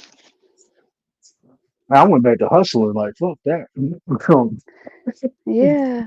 No, I You ain't know what like, I you know what I like when people when the employees recognize that you're paying a lot of money for this food and they're gonna make the food good for you. Or yeah. they're gonna That's put the one. extra on it. Oh I love man, those I people. used to, I used to do that shit. They used to get me. I used to, man. I tell you, when they put me to burger making, I tried to make them bitches pretty. I tried to fold it right. They like, man, hurry up, we got it. I'm like, look, man, people paying for this shit, bro. Got to be presentable. I'm a perfectionist, even making burgers, bro. Always been like that. People think that's a flaw. That actually helped me get recognition. Man, I found a new taco shop. They make everything right. They make It's a, everything good. man, I hate going. You ever went to a fancy restaurant and the shit didn't look pretty on the plate? That shit made me mad. I sent the food back. Yeah, 'cause you eat with your eyes first. Man, I'm bougie in that aspect. I ain't gonna lie to you. I spend a lot of money. I want it to look presentable. I think the presentation need to be right. I want my water cold. I want my bread hot. I want my butter melted. When the butter don't melt, then there's some sweet ass butter. I'm just talking shit, man. Hey, sometimes you gotta pay for it. Depends where you go. Yeah. And we found this new Lebanese place. Um, it's like a little high class eatery. I'm gonna take my wife to her birthday. She on excited. I'm like the room I rented. Uh, I ain't even gonna talk about it. But Nice. yeah, like this shit, this food better be good as hell. That food better be Let something good. come out. Let something come out and not be good or not. I'm a fucking flip. The I best had to chef better pay. be available on that day. Like you gotta pay for the room and the food. Now, God, man. I'm always like, I'm the type of person that always thanks people. Like I say Yeah. hi to them. I say thank you. If I can see the cooks in the back, I wave. I say thank you. I got something else on my bucket list that I seen online on that short.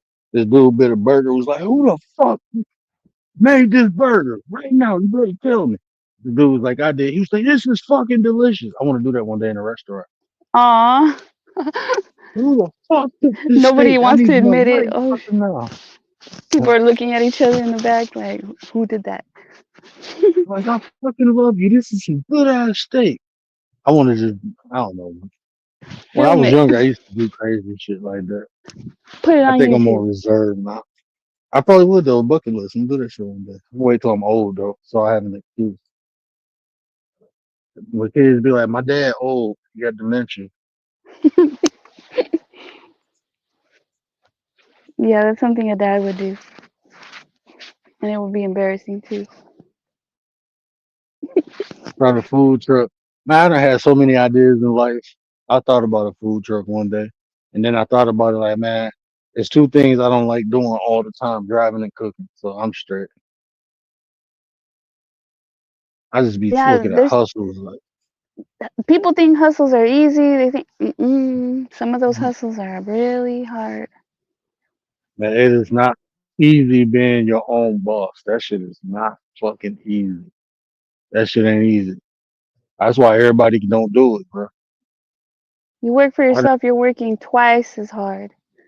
hmm More sleepless night. Even being a contractor, because you're kind of working for yourself then, depending on what field you're in. You're responsible for yourself. And when you have people working for you, you want them to work the same as you, but that's never going to happen. That expectation is too high for people to be like you. Some people are going to be slackers. Some people might be like you. Maybe they're going to own their business one day. You, when you But got it's hard to workers, find good employees. you need to set the base standard of expectation. What do you need them to do to get the job done? And then anything above that is great. That's how it is. That shit ain't. And then that's hard. You know what I'm saying? Because your base is your necessity. This is what I need done. If you can't do it, then you can't work it. Yeah, and people, like different people work at different paces. That's just is what it is. Someone might be super excellent, above par, but the other person's just mediocre. Yeah. But And then sometimes it's being like, reliable is better just to have someone that's reliable who's mediocre. yeah, I had to learn that the hard way. Just managing people, not even owning my own business, but just being a manager. It was always the reliable people that got me through than the hard. Like sometimes when people work hard, they want to play hard too. So sometimes the hardest workers, man, they be the ones who do the most bullshit. They're entitled because they do a good job that they can swipe off the Yes, next part. And yeah, man, that shit, like, bruh, those be the motherfuckers. they Yeah. reward So, but themselves. yeah, that's what it be. They be rewarding themselves. Like, Yeah, sometimes you gotta watch those. yeah, Sometimes they think they're worth more, or they're doing more than the owner or whatever, and hmm sometimes they do some foul things. it's like even me. Like when I was working at the hospital, I knew I was but I was reliable too. That's the thing. I was not only a hard worker, I was very reliable. And they just knew the consistency they was gonna get out of me. But did I take advantage of some things? Yeah, because we weren't supposed to leave the hospital for break, and I used to leave every fucking day. Every day, I'm gone. Lunch break, I'm out. See ya. I'll be back in an hour.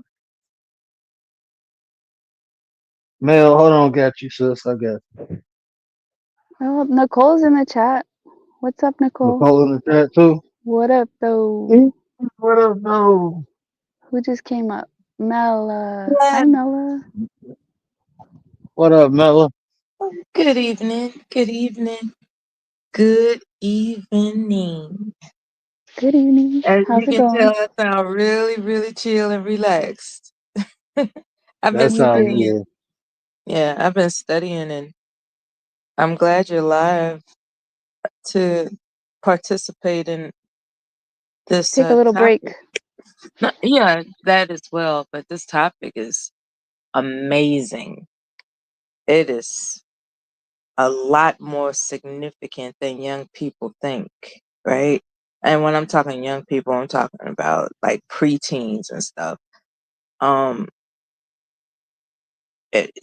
life doesn't have to result in suffering. Like anything else, you can plan. Now, hiccups occur. And when I say hiccups, I mean like stuff that just devastates you occurs. But with a good plan, you hedge your bets better. And a lot of young people, I'm hearing this whole despair narrative. Like, what's the point? It don't make no difference. And um, there a lot of young people Negative. they're erring on the side of disbelief in a better future. And so whenever a young person would approach me where I'm hearing the what does it matter attitude being prominent in everything they say and do, um I need advice because I don't want them to disassociate from reality while focusing on the best life for themselves in the future. I want that balance. I want to deliver a message that's balanced in reality and optimism, if that makes sense. And Mhm. I don't want to shoot from the hip, like you need to stop being negative, because Right. that itself They is don't take negative. too well to that. Yeah. Yeah. What up, E? I got you, E, in the chat. Mhm. Sorry. She wanted to be called E. Yeah, so how Hi, do you everybody. chat where you at? Yeah, Yeah, so how do you do that? I'm looking for advice. I came up here to ask you all, like a young person that's a teenager, and they're walking around moping about how they're just stuck being alive, but You feel like they're not smacking sure. them though, huh? I feel like smacking some people sometimes. Like snap out Yeah, of it. there was a time that you could look forward to a teenager's attitude and be like, oh, they just teenagers. But these teenagers are different. Yeah. They got a F the world type of attitude. And it's like, Mhm. whoa, And hold on now. what but what I find in the youth now is everything is like ramen noodles. Instant. They need instant results to believe it. They need to see it to believe it. Like us growing up, when I went through stuff, my grandmother used to always say, "Well, grandson, this too shall pass. This is just right now. It'll be different tomorrow." And you look forward to tomorrow. You look forward to the future. They don't do that now. They want instant results. Okay, I'm going through this. I need it solved now. But everything is a process, you know. So like when I get young people going through stuff, I always tell them like, look, this is a test, and looking at me, I'm going through more shit now than I did at that young age. So I'm telling you, this is what you're going through now is only prepare you what you got to go through tomorrow. So it's helping them be aware, like life in itself is a process, and through that process, there's going to be a lot of different situations that we have to encounter to build ourselves up. And unfortunately, some of them, majority of them don't feel good. Yeah. It's not going to feel good. But that feeling is only temporary if we overcome it. But if we dwell on it, then it becomes permanent. And a lot of times that's what people do. They dwell on it. They ruminate on it. Like what you were saying earlier about the suffering aspect. Suffering is an attachment. That's you're holding on to something that caused you pain. And the longer you hold on to it, the more you start the process of suffering. But initially, it's just pain. Most of it is just pain. It becomes suffering when the pain is prolonged. I But don't like talk So Nella, about it. Oh, sorry, go ahead. I don't talk about it much, but I know a young person that killed herself from online um sus- Bullying, drama. it's suspected that um there was this situation where some, I guess, guy recorded them having sex, and he was taunting her with exposing her if she doesn't continue to basically, you know, just put herself out there, and it got really bad. That's Um, big.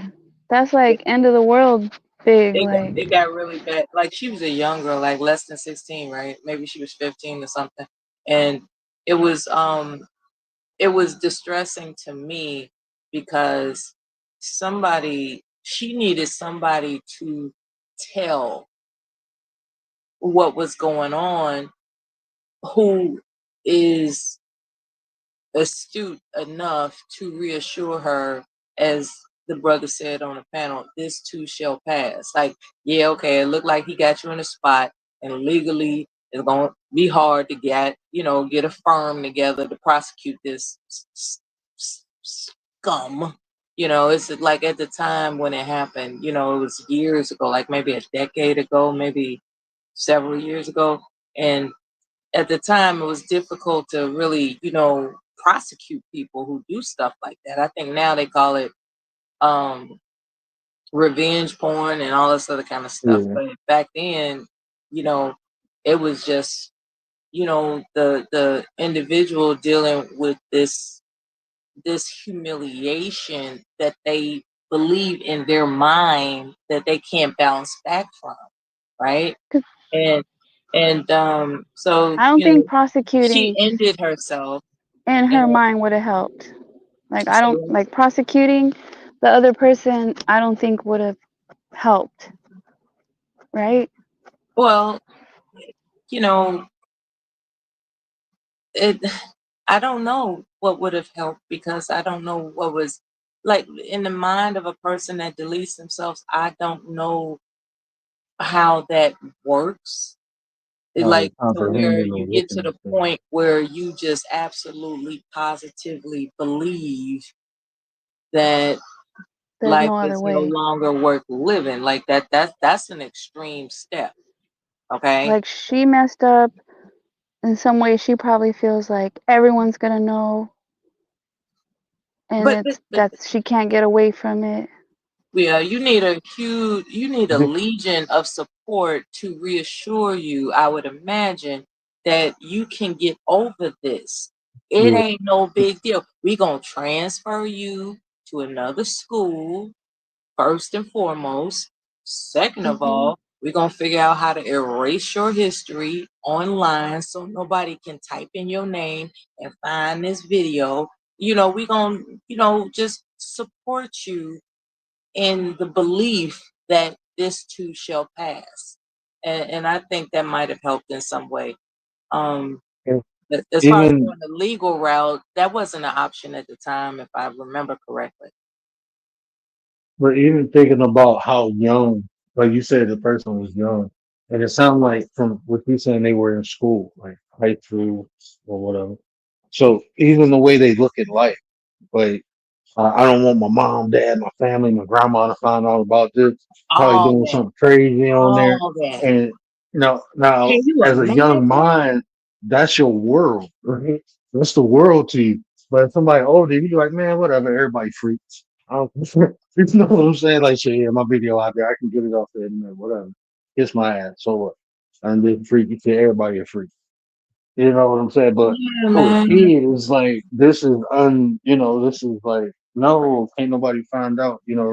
It's the end of everything. I This is won't be able to. beyond a nervous breakdown. Like, it's like Yeah, she must, you know, damn, and it's like,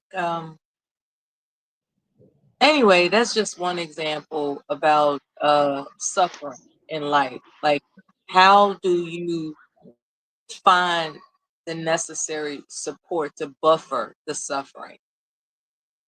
You got to buffer because suffering is inevitable, but yeah, having some options to buffer it is a crucial responsibility you owe yourself, just in case. Like, just in case. Like, say, for instance, I'm the loneliest person on the planet. but for whatever reason, I'm here as Mela, right? Well, guess what Mela can do? Because she's welcomed on this live stream, Mela can say, check this out. This is what I'm going through. And then just start spewing it out, right? And because I was welcomed on this panel, most likely somebody's gonna like take that seriously and give me some tips. You know what I'm saying? And those tips are enough.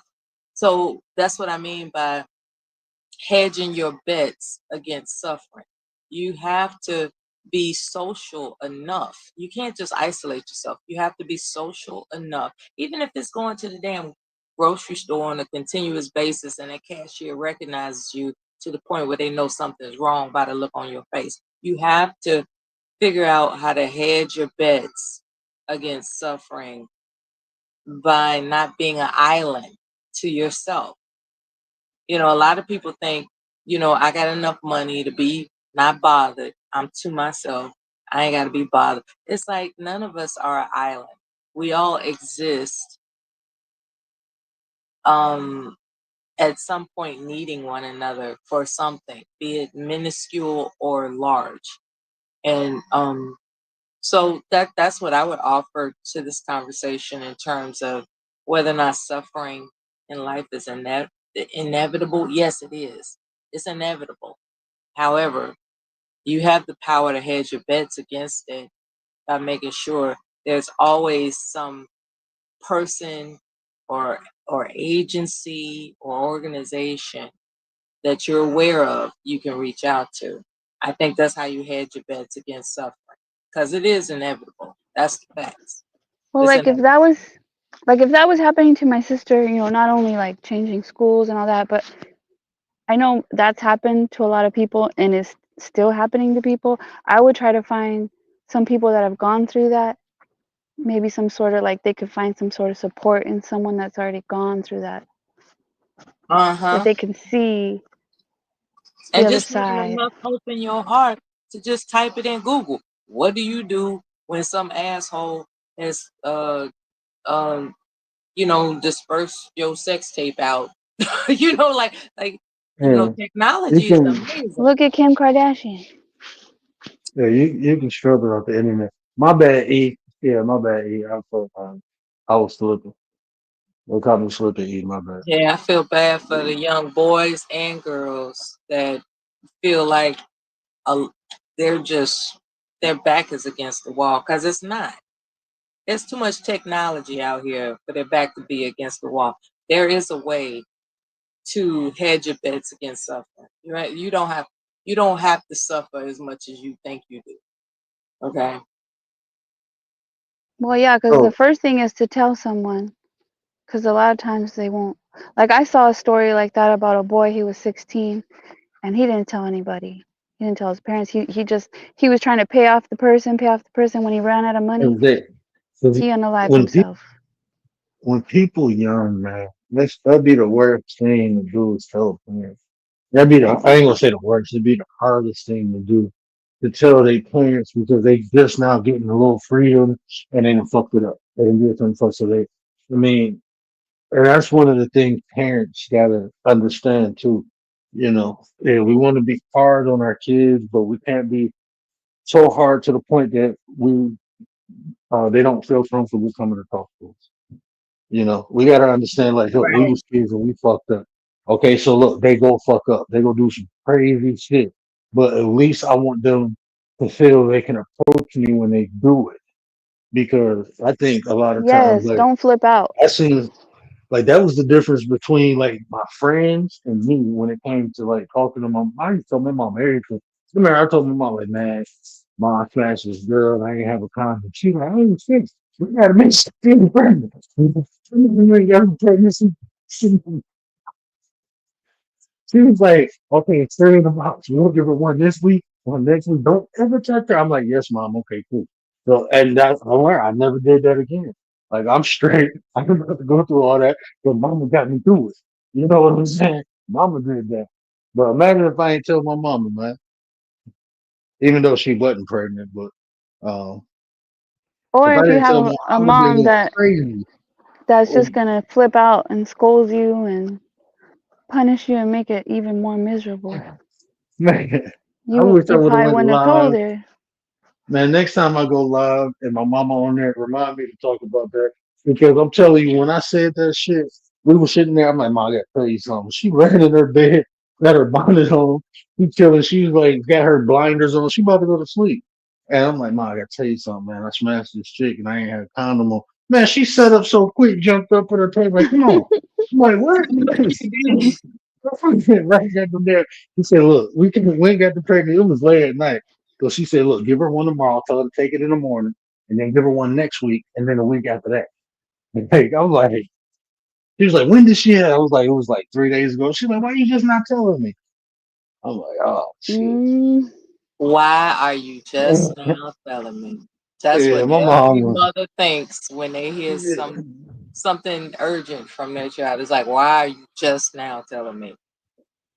I think too, like parents should let their kids know too before something happens. Like just let them know, like you can come to me, whatever it is. Like if this like put out some scenarios. There's nothing you can do that will make me stop I loving you or remember like I'm gonna help you. I remember my child was on some minimalism. Uh, that guy from Pulp Fiction with the Jerry curl afro. He was on some Julius minimalism shit. He said, "Mama, I'm just gonna walk the earth." I was like, "No, the fuck you not." Like what? Because he was really into this being, in nature. Because he thought the world was cruel. He just made up in his mind The world capitalism is is cruel. evil, the world is cruel, and he wants to reconnect with nature. And so he was just going to just walk the earth or some shit. And I was just like, hold on now. Hold on. I know I would like to be one of these mothers. Like, well, when you get tired, just come on home.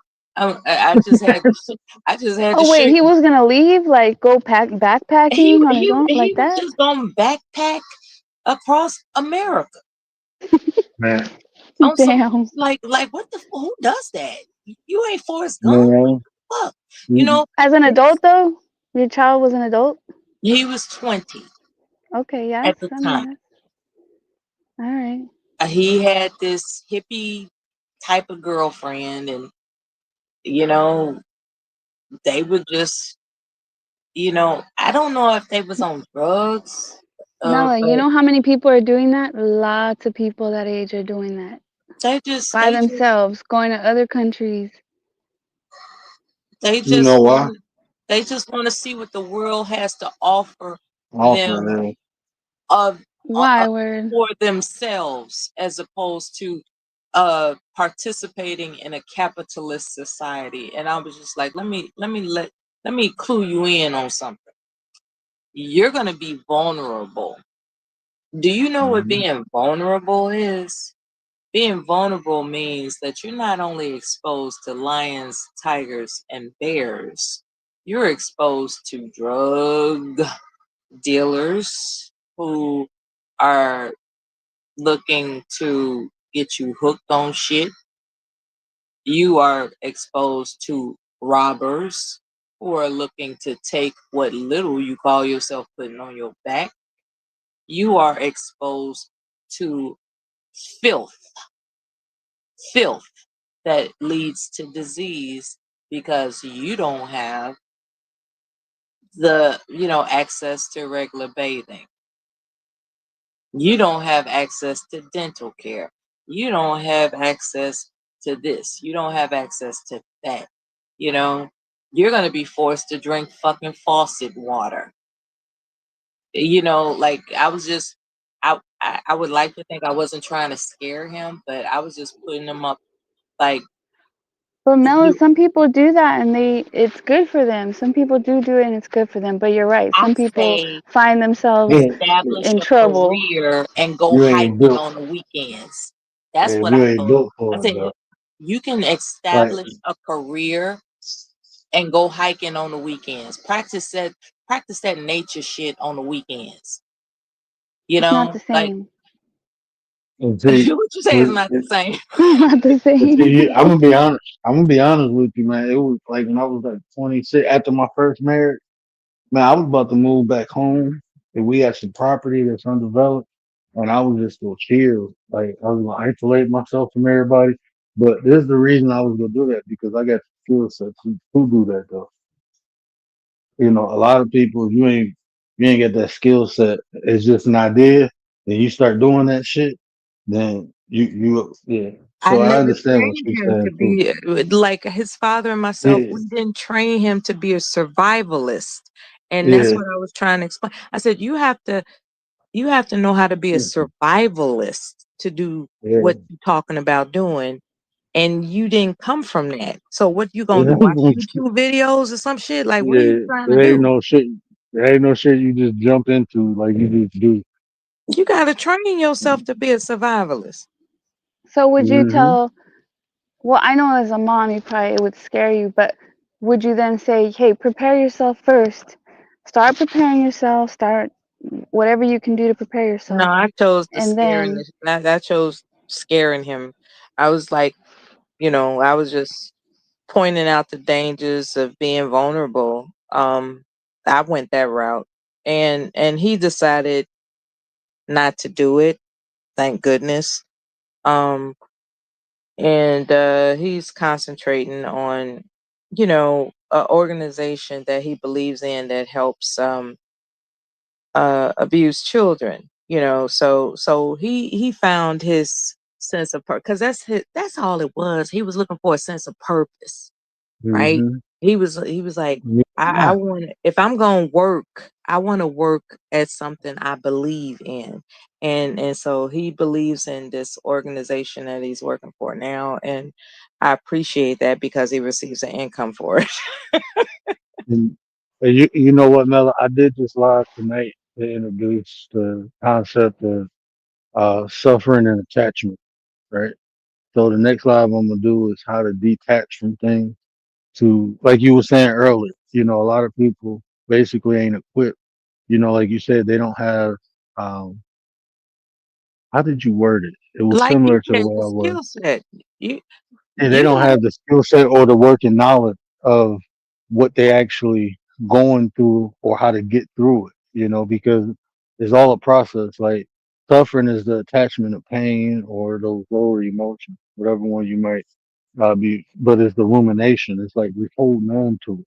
he Um, does feel guilty when he sees all the images across the world of people suffering. He just thinks America is so evil. He was like, wow, we just really don't appreciate how blessed we are in this country, and all we want to do is yeah, just man. be cutthroat. He's, you know, I think if I don't, he last told me he was interested in studying divinity and maybe getting a degree. Like he wants, I don't know how he became interested in ministry, but he's on that course. You Like, know, 'cause you maybe like a you got to look. missionary. He could be like a missionary. some I just don't know what denomination he's going to explore. There's all types, so Or whichever one called, you resonate with. Everybody, man, everybody thought I was gonna be some type of preacher or something like that. No, man. Uh, what's weird is that his father and I are not goody two shoes, so I don't know where this came from. This level of compassion that Like a pierces his spirit. philanthropist. Yeah, it's something about him that just it bothers him that people suffer. It We really need people bothers like him. him. We need people like his him. wife pass number. I love He him probably a for it. 7. Yeah, He I was probably gonna like say a seven 7 or a too. 9. Yeah, he probably like a 7 or a 9. One of them. That's how my wife is, man. She be talking about. I'd be like, look, Barry, look, I can't deal with that shit. I'm an empath. I'm gonna be honest with you, man. I had to learn how not to attach myself or how not to allow other people's emotions or what they're going through affect me. I had to learn that shit because that shit will weigh down on you. All your thoughts become what everybody else is going through. And it's like you start feeling that shit, and that shit is intensified in me. Yeah, I can't deal with it. So I had to learn how to turn that shit off. And a lot of it is, It takes a while to turn it off. yeah, it took me probably about 10 years. I ain't gonna lie to you. It took about 10 years, man, for me to understand how to do it. And I'm still learning how to do it on different levels. Because I can't watch somebody go through something, right? Watching them wars, how the people over in um uh, Yeah, what All was over, all kinds of Pakistan, countries. I know how Palestine to getting fucked up. pretend to be cynical, but it's not my nature to be cynical. I had to learn how to be cynical, if that makes any sense. Hmm. I had to learn how to be cynical in order to protect my soul because in some ways, even though I went through a whole battleground with arguing with people on YouTube, it did strengthen it strengthened me. um I don't even know how to describe it. It made me realize that what's going to be is going to happen, and I don't have to digest responsibility for it, if that makes any sense. But by you Because I'm saying going that, around all soft That and makes a lot of sense. tearful about people suffering, and and what I did participate in the military, and just all this stuff, this guilt stuff that I was just putting on myself. It was crazy.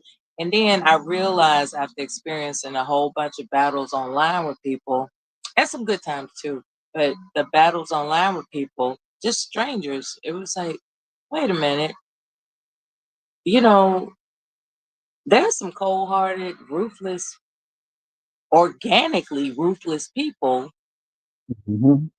that I've learned to defend myself against, so I can defend myself against my empathic nature, if that makes any sense. Like I had to learn how my empathic nature is a distraction from me focusing on functioning in the real world. Like what control do I really have over anybody suffering?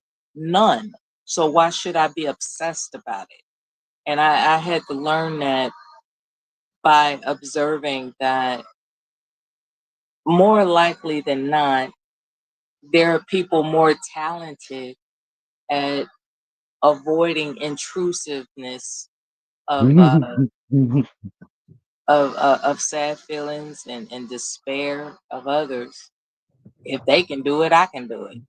Like I can teach myself to avoid those feelings because I've witnessed other people do it, and they taught me, like those terrible people that I've argued with, they taught me that I don't have to really be sensitive. I shouldn't have to feel obligated to be sensitive. It's nice that I am, but I don't have to be. And it took a lot to bring that out because I mean, Yeah. I've said some really outrageous. I can't believe I said that type of stuff to people in defense of them approaching me all greasy, and you know, I've expressed a level of evil creativity to cuss somebody out that I didn't know I possessed. And what that clued me into is that our brain is adaptable, and so I just needed a different um I just needed a different area of option than compassion. You know what I mean? It's like because compassion was consuming me. It was consuming me to the point where it was making me sad, immensely Yeah. sad. You don't And have to always subject yourself, right, to those yeah, people that that was are I was just emotionally draining or emotionally My emotions manipulating. was playing me for a sucker, and and I deserve to live better than that. I deserve to be able to get to look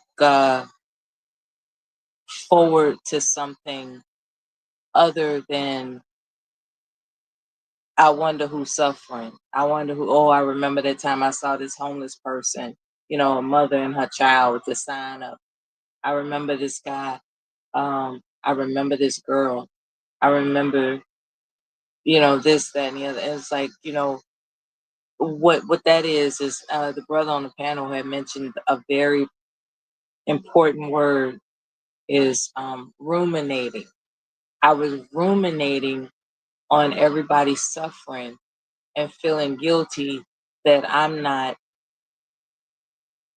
like I don't know how to explain it, but it was tripped out. It was like, damn, if that was me, that kind of stuff. And it was like that's ruminating.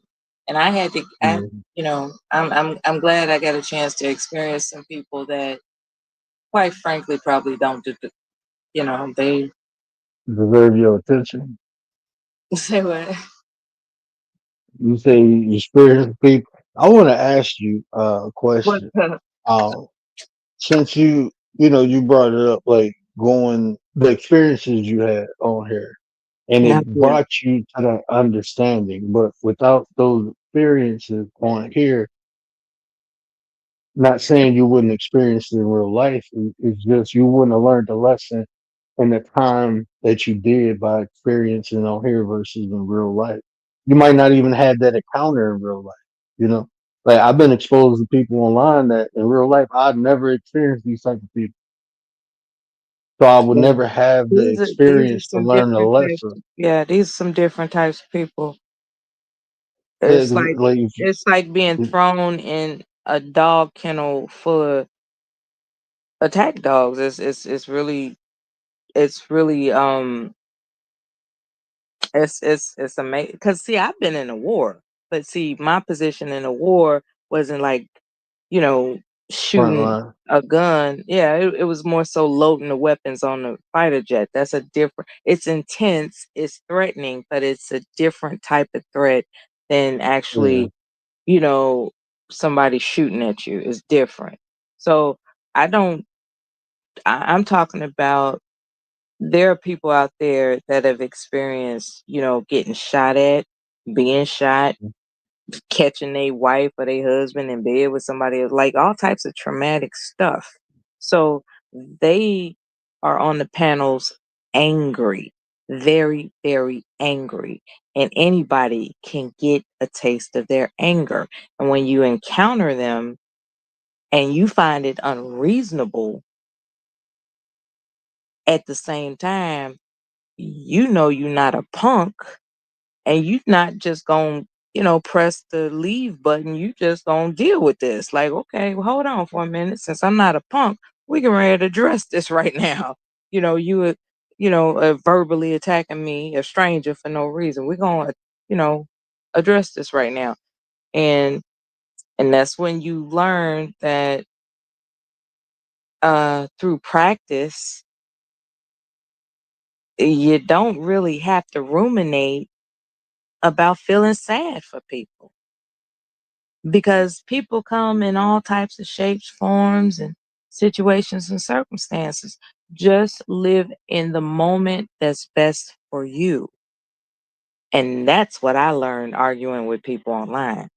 Because prior to that, I was ruminating on everything that's sad about the world. Oh, and I still do. I don't like it. I don't like that the world is not as peaceful as it should be. But is that a realistic possibility? No, it's not. And I've learned that it's not necessary for me to ruminate on it by experiencing the reality of various natures of jerks that you can encounter at any given moment. It's fascinating when you like really dive deep into some introspection and discover yourself. because each and every one of us are different. We're a different creation, and we have to discover for ourselves what brings us peace. And that's the complicated part. There's no formula for everybody. You have to discover what makes you lay down at night cool with yourself, no matter what. And Oh, it takes time. Like I'm in my mid 50s. It takes time to learn what works for you. I just wish that young people could experience um insight and the opportunity to practice introspection and learn these words, these important words that stand out as distinctive, so that they can focus on something like building their vocabulary, uh discovering math, just something else other than how come somebody doesn't like them. Like it doesn't matter why somebody doesn't like you. That is not your issue in life. If somebody doesn't like you, that's their problem, not yours. And a lot of young people need to really understand that. And I think they'll be better off. It took me a long time to figure that out. Just because somebody doesn't like me doesn't mean that that's my problem, period. Um, I used to take great value in being liked, it meant something to me. And now all I care about is being pleasant, exchanging pleasantries. That's all I care about. Any event I'm faced with somebody that wants to, put their foot in my butt, then I got a foot waiting for their butt too. And I know how to do that now. But my priority, my intention is to exchange pleasantries because I like myself when I'm nice. I don't like myself when I'm mean. I've heard myself. I've listened to some of my recordings, and I was just like, I can't believe I said that. Um, so I like myself being a pleasant person. I prefer that, and that's why I'm oh, here tonight. You know, thus far and that, I've experienced pleasantries with you all, and I appreciate it. oh, you more than welcome. Can I ask you another question? Like being in Mhm. those environments, like being on, the different channels that the beef and stuff was going on. When you get in an environment where that stuff is not going, did that make you appreciate because you experienced the bad? Do you appreciate the other side of the or like the other channels more now? Yes, And I asked you more that than ever. because you know what I asked you that because it was weeks ago, and a lot of times people like to come on here and try to debate me about bullshit. And what I was telling people is when we experience bad things, we tend to appreciate good things even more. We can be aware of bad things, but until we actually experience, the experience develops the appreciation. I know some things are bad, but until I go through the shit, I don't appreciate what's good. And I was trying to explain that to Hmm. a guy, and he was like, "No, awareness, aware. You don't have to go through stuff to appreciate it." I'm like, I understand what you're saying, but what I'm telling you, when you experience life, you tend to appreciate things more when you experience the other side of it. That's just how life is. That's how um, our cognitive understanding perceives things. There are some It's things like, that can actually be avoided, like teenage pregnancy. hmm You don't have to go through teenage pregnancy and single parenthood to know that it's not the best position to be in. It's like some hmm things just make sense. But I agree hmm with you about experiencing some things in life will grant you that, I don't even know what to call it, like that spirit of knowledge that you could never get unless you went through it. unless you went through it, right? Unless you went through it. And Yeah. sometimes, like you were saying, like even like I think of the teenage pregnancy. You know what made me not go through that because I was a product of it, and I seen what I went through. I went through that shit. I went through being raised by my grandmother because my parents are too young to raise a kid. That was a luxury actually.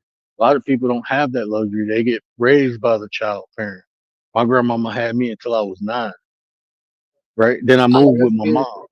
Yeah. You're You very know, then fortunate. then I moved with my mom. And she was still a young parent, but she had some other kids. But I just knew the experience that I have. I'm like, I'm not doing that to my kids because I don't want my kids to have to go through what I went through. You know, so that made me wait. I Yeah. was 36 when I had my mom had me when she was 17. I was 36 when I had my first kid. I know that's right. Mhm. I was 29 when I had my child. Um, I don't think I could have waited any longer because, I started getting nervous about uh being too old to have a healthy child type of thing, you know. So I was just rushing my husband. I was like, we gotta have a baby now.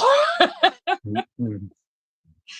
It was like my cousin Mhm. Vinny, my clock is ticking like this. Mhm. I was just really pressuring him because he wanted us to be at a particular financial status. I was like, no, forget that. It'll work out. I need to have a baby now, before it's too late, because I was just really focused on having a healthy child. And I thought like past 30, like it was a wrap. I just had this belief in my mind, past 30, it was a wrap. And do you know when I was getting my care, I was classified as a geriatric pregnancy. Like my wife, she had hers when she had I her was like, first I'm kid when she was 29. What do you 38. mean geriatric? Yeah. Wait, you were 29? I was 29 and they labeled it a Yeah. geriatric 20 pregnancy. after well, I'm assuming this was back like what was like had to be like 2090, like 90s and It was 2000. 1998. Yeah, I know. I think it was like 2009, 2010. They labeled it 35, but before then, I think it was like 27 when they say you start losing the potency on So it's the egg. after 27. That's when they It say, was. They upped oh, it Well, to I think it's, 35. yeah, I think 35 it's or 35. 36. Yeah, it's 30. It's yeah, somewhere around there now. I that know. shocked me. That I was like, oh, geriatric, huh? Okay. Hmm. It was embarrassing. I said, I'm Yeah, not even 30. Like, what are you talking about? my wife was 37, 38. I think she was 38. She turned 38 when she had my son. Yeah, and then like with Congratulations. women, it do something. Thank you. It do something to your body too, man. Like the older you are, it's harder to bounce back from. And she They was treated 38 me and real then nice. 41. Yeah, when I was pregnant, When I she was had my treated brother. really nice, so that helped. Yeah, Yeah, they treated my wife like a queen because we both worked at the hospital. But it my was mom ran the amazing. yeah, my mom ran at one point. They knew me because my mom ran the birthing center. She was a manager. She wasn't a director of the birthing center. So everybody knew I was going up there when I was a little kid. I used to go to work with her as a little kid. So when I got older and started working there, and the people seen me, they was already in love with me. Now I'm an older boy. I'm a man now. So they love me. They love the I shit out was, of me. yeah, man. I was treated with so much love and tenderness. It was suspicious. It was like, Man, look, how come y'all wasn't this nice to me before? let me tell you this. When we left that hospital with my son, we ain't need no diapers, no formula. We ain't need shit for like 6 months, man. They loaded me up with Oh all yeah, this shit. I'm looking like, God yeah, damn. the gifts, yeah. Uh, shit, they was taking that shit right out the hospital. They wasn't even buying this shit. They was like, huh, take this home. Gave me all these damn diapers and shit. And then And your you big job, ass garbage if bags. you're working, your job gives you like all types of stuff, and it's Special you privileges. know That's one place. Look, man, if y'all ever looking for a field to work in, I will always. It's mentally fucked up though. Working in a hospital, that shit you got to be mentally strong to watch people be sick and die and shit like that. But I mean, if you get around the right group, man, that's like one of the greatest places to work at, man. I had so much fun. I miss working at. I miss working in the anesthesia department. That's where I miss working at. What about you, Commander? Do you remember looking at a pregnant woman and saying to yourself, um, I'm not gonna be mad at her. She's pregnant. No, I don't think I've ever thought of that. But you know what I thought was interesting about what you guys said about the the age being raised or whatever. The what do you call it? Well, anyways, they say now that women have like the statistics are that women are having more complications and passing away in birth now, younger. Yeah.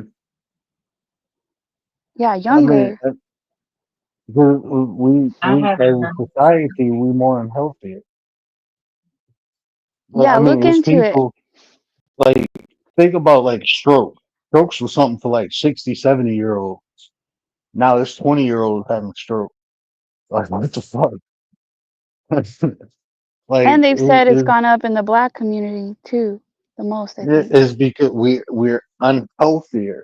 Our bodies are That's not. right. Last time Mella was up here, Mella, remember you was talking about how important it is for a diet and sleep.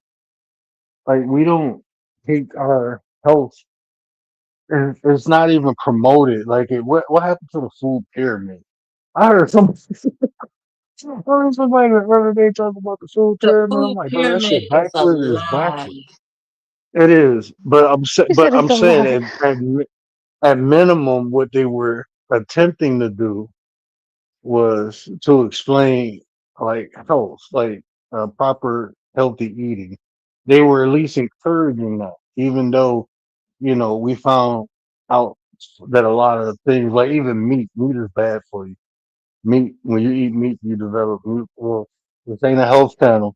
It's just my personal opinion, people. I don't want to get stripped for this, but meat develops mucus in the body. Milk, dairy products develops mucus in the body. Yeah, it Uh, does. Eating white or unriched or enriched wheat, that's you don't metabolize it. That actually don't metabolize into carbs and metabolize into fat. Like these things we didn't know, you know, All back that in the day, but now we bread and do. rice, Yeah, all that the gluten. I mean, when did people processed become foods. gluten free? Gluten free. Well, I remember when people started saying gluten. I'm like, what the fuck is gluten free? Then I'm like, oh shit. When I'm reading about it, I'm like, it's all about like the way our body metabolizes gluten food. It don't process it right. That's why people go gluten free. Well, colon cancer has gone up in young people. Like they're saying that young people didn't used to have that and now they're having that like in their 20s, Because of all the colon processed food. cancer because of the foods. Mhm. Yeah, it's because your body don't metabolize it the right way. And it stores into toxins. And those toxins start fucking up your body. You know what I too mean, has gone up, fiber, Mela? Oh, sorry. my bad. Fiber what? Again, this is not this is just our opinion from our personal experience. This is not a nutrition channel. This is not a health channel. Just wanted to say that disclaimer real quick. Yeah, we're not giving medical advice for sure. We're not giving professional advice right now. No. But what cuz okay, I was looking into this goes back to what Mela was saying. Um those countries that do the assisted unaliving, they said it used to be for people that were really sick, like had, really like bad illnesses, and now it's gone up. I think it's gone up from 5% to like 12%, and then it's also gone up that they're approving people for assisted unaliving for like things like depression, versus before it was like real serious. I'm not saying it's not serious, but like other illnesses that were like what do you call them? Like um you know what I'm saying? Like the illnesses where you're gonna pass away from it, right? Like cancers and things like that. Now they're doing it for just, being depressed, having like severe depression, and the people doing it, the age has now gone down too. They're approving these assisted unalivings. It's really sad to think about because there's so many people coming down with this what they call it, dementia, and you know that's rough, man. That's watching somebody go through that. That's rough. It's like, you know, I don't know. I've watched somebody go through it, and I I don't know if uh, I don't know if that's such a bad idea. Like, if I'm out of my mind, you know, do I really want to stick around? I don't know if it's such a bad idea. I don't know. Well, if you're out of your mind, they're obviously not going to approve that, right? Because if you're not in your right mind to But there agree are to people that, that they make probably won't approve it. prearrangements. Yeah, maybe you're Maybe right. not in this country, but in other countries, they make prearrangements in the event that I'm not cognitively functioning at a certain level, you know, cancel the show, you know. You got a clip. Yeah. Some people don't want to deal with not being able to function, Mhm. at Yeah, a certain level, people that don't know about dementia, they think that dementia is just like forgetting things or forgetting their family members, but it's so much more than that. So much more I heard, that yeah. goes with that. But yeah, the young people in the despair, I mean, I don't know, there's probably not a lot of people who would have the money and go to another country, but it's gone up. And I feel like like depression is the type of thing that, I don't know, I think in a lot of cases could be helped. Could be a season, it could be maybe medication can help them. I don't know. Vitamin D, and we get that from the sunshine. I think a lot of people stay indoors. Um, Vitamins, herbs, yeah, there's a lot of a things that change in can lifestyle. alleviate what's called depression, because it can be something as simple as a B12 deficiency. Ain't that crazy? Just like, you mean to tell me all I got to do is take a good, reliable B12 supplement and I can climb out of this fog? It happens. There are nurses that do vitamins and like they'll come to your house or you can go to their clinic and get, this is not medical advice, people. But there are people that are certified, that are nurses, that are educated, that can administer vitamins that you might be Yes.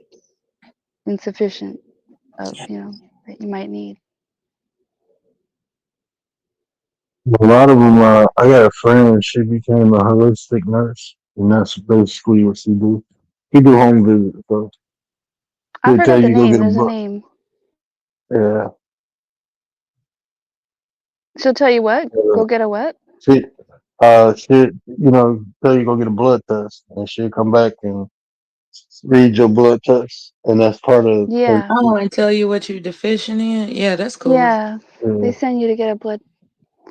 Test. Yeah, so she can yeah, so I mean depression is, you know what, that's one of the things hard. It's hard to talk about a lot of these um mental diagnoses because they can come from personal experience or they can come from metabolic deficiencies. You know, it can be something wrong with your body, like the way you the chemicals Like released or the non-released in the intake, body. the way your body Yeah, processes it, so, absorbs yeah, it. It could be or an it can intestinal be, issue. or it simply be an experience. You know, so it can be mental, physical, or you know, a lot of times, you know, emotional. You know, so it's kind of hard because people, a lot of people go through depression, but for different reasons. So you know, That like is having so true. That's a fact. yeah, so like having these conversations, even like when I talk about the tetra, the more and more I talk to y'all about it, like I'm talking about the tetra from things that make you suffer, but even suffering itself is people. A lot of people suffer, but they suffer for different reasons. So like physical suffering is different from mental suffering. You know, somebody physically suffering, like we talk about people who live in war zones and shit, or live in impoverished countries where they don't have that's physical suffering. You know, that's different. It's harder to detect or change that situation than it is you ruminating on something. So even But talking about suffering, you know, is different. if you think about those people, right, that live in those countries, like a lot of times either they're desensitized, they get used to it. Like, how do they sleep at night knowing that there's these things going around? And like, sometimes I think a lot of those people, they just deal with it Man, because they're used to it. They I'll be adapt. honest with you. I'll be honest, like I didn't never live in a third world country, nothing like that, but growing up in the hood is compatible to that because and then you was kid like I was a kid. I couldn't just move out the hood or just go where I wanted to go. So I was like, I'm here. So I gotta, like you said, I became desensitized, even started participating in the shit. You know what I'm saying? Like gun violence and shit. Just I had 17 friends pass away before I graduated high school. So just death was like normal to me. Like and I got to a point where I just accepted like shit, that's gonna be me one day. Like I accepted that shit as a kid. Can you imagine that shit? Like now that I think about it, I'd be like, Yeah, that's damn, that was awesome. fucked up. That was literally fucked up.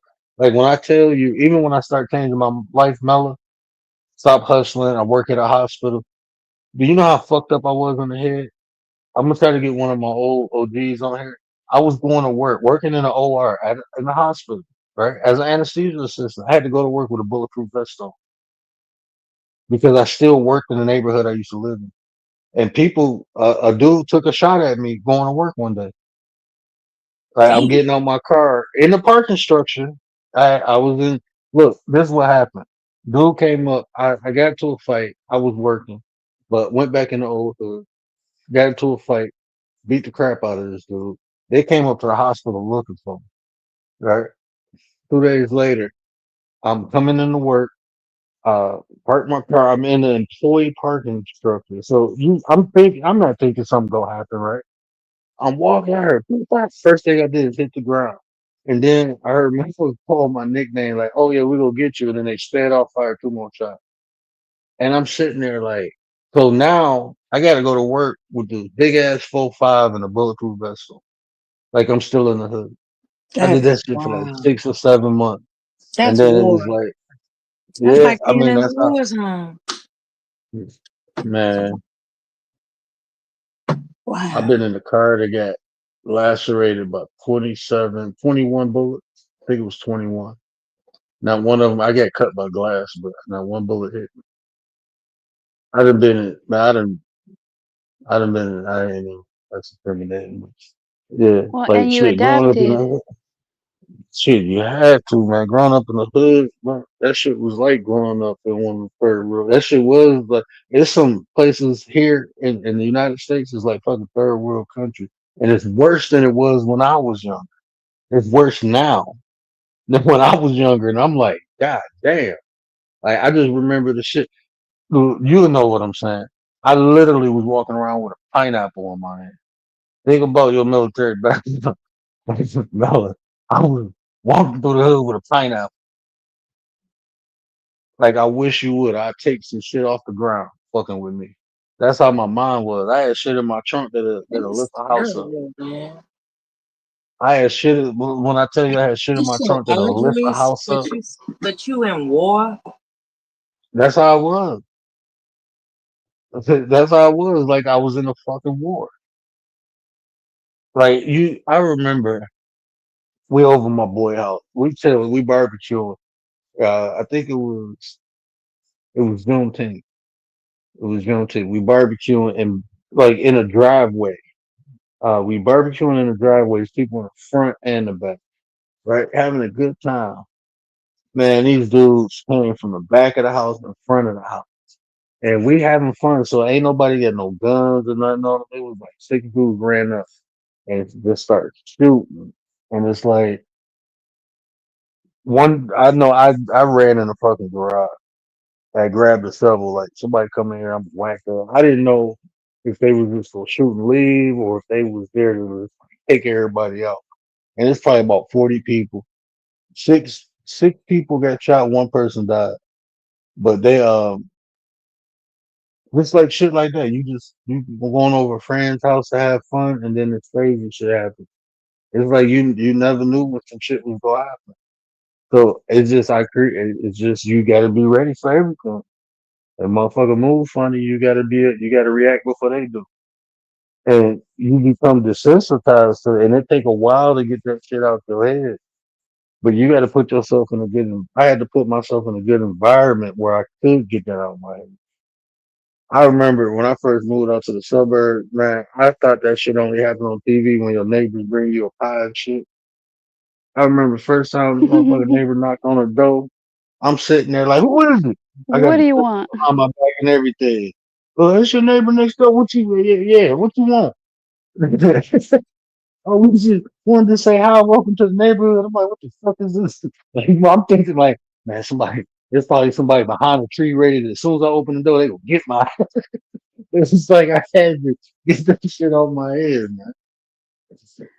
See, that's why I look at the people like in Los Angeles, the ones that are rioting, and it's like it's a different kind of environment.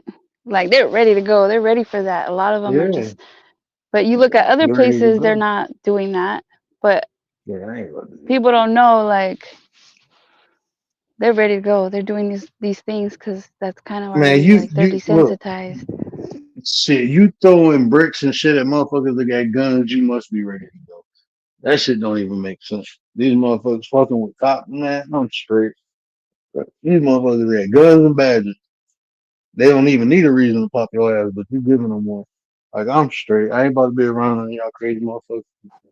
Lose my Is life. there Hey is man, I hate is to cut this short though, but I gotta get my ass up in a couple hours. is it I ain't even know it possible? was three. Oh, go ahead. Is it possible that there's a decent, safe place to live in America for an extended period of time? Is that even? It seems like crime is like, you know, I mean, a lot of places. You know, Man, I say it like this. You can come and be my neighbor. Like these, like like I used to like in Michigan. We go by miles. So I used to live on you want to 21 go mile. outside and not be paranoid. Yeah, like I like my neighborhood. My wife want to move. I'm looking like, man, I'm straight. Yeah, I want a bigger house, but it's like my neighborhood's so diversified, and it's like everybody cool, man. It's like this shit is so relaxing. Like being over here. I done left my doors open, left it. I mean, neighbors look out. It feel like when I was growing up, like the neighborhood I'm in now. It really feel like when I like I What don't feel like city is that? my family. Huh? What city is Suburb of Detroit. New Jersey? No, I'm outside. I'm right outside Detroit. Yeah, No, I'm, there's I'm right. places Because that I'm in the Chicago surroundings. You know, I grew up in Chicago. I'm currently just outside of Chicago. And, you know, you think you found a nice little place because you're outside of Chicago, but the people from Chicago are coming in. Yeah. You see, like that's why I think I like I even just, like you know, like I had a family move down the street from me from Detroit, and they cool ass people. You know what I'm saying? I just think diversity brings um a sense of calmness. I think diversity brings them. that's a good And point. when people have shit, bro, like we own a house, so I just think when people take pride in ownership too.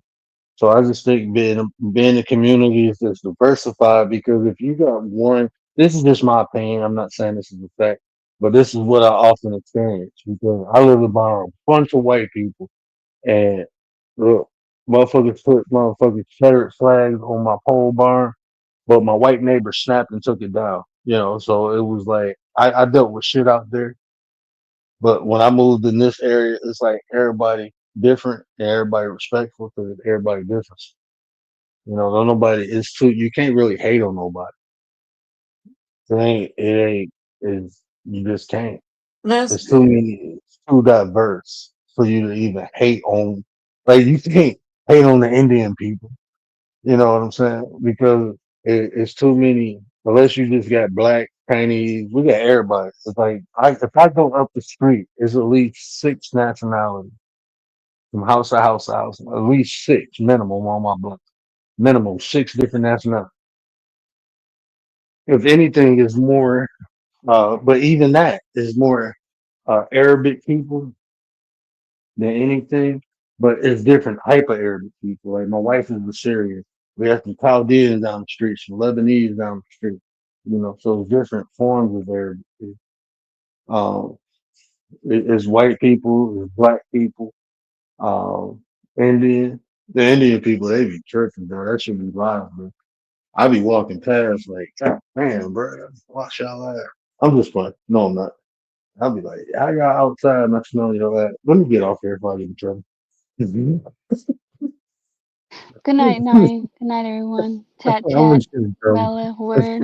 Good night. But yeah, hey, we're gonna be back on. We're gonna do an open topic tomorrow if y'all want to come through. I'm gonna come on a little earlier because my wife to get off early. So I'm Okay, probably you gonna know. be on here a little early. Okay, sweet dreams, everybody. And thank you. Oh, for sure, man. You're always welcome. Like I said, um, if you pop up and you don't, and I don't let you up right away, just put in the back check because a lot of times I don't sit in front of the computer.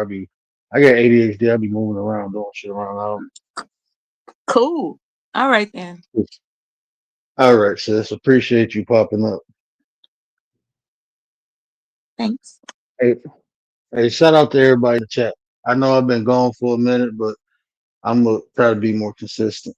So I'm gonna pop on tomorrow, y'all. We're gonna have an open topic, open panel. Bring your own topic. We have a conversation. We can talk about anything. But y'all know what I always say: care about how you feel. These conversations to build nation. And if I say anything that resonated with you, do me a favor, hit that share button. Tell somebody. Help me spread the word. But until next time, we out.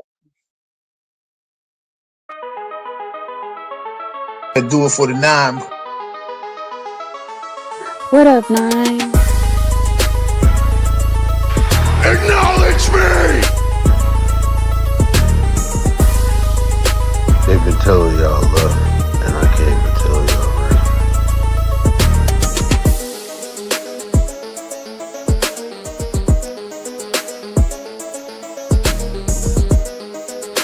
The way you feel influences the way you think, and the way you think dictates the actions you take.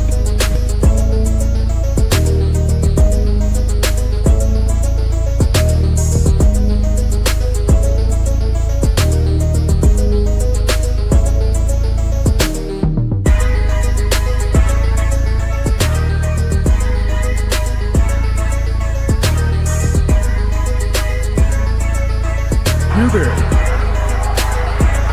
sitting at home, acknowledge me.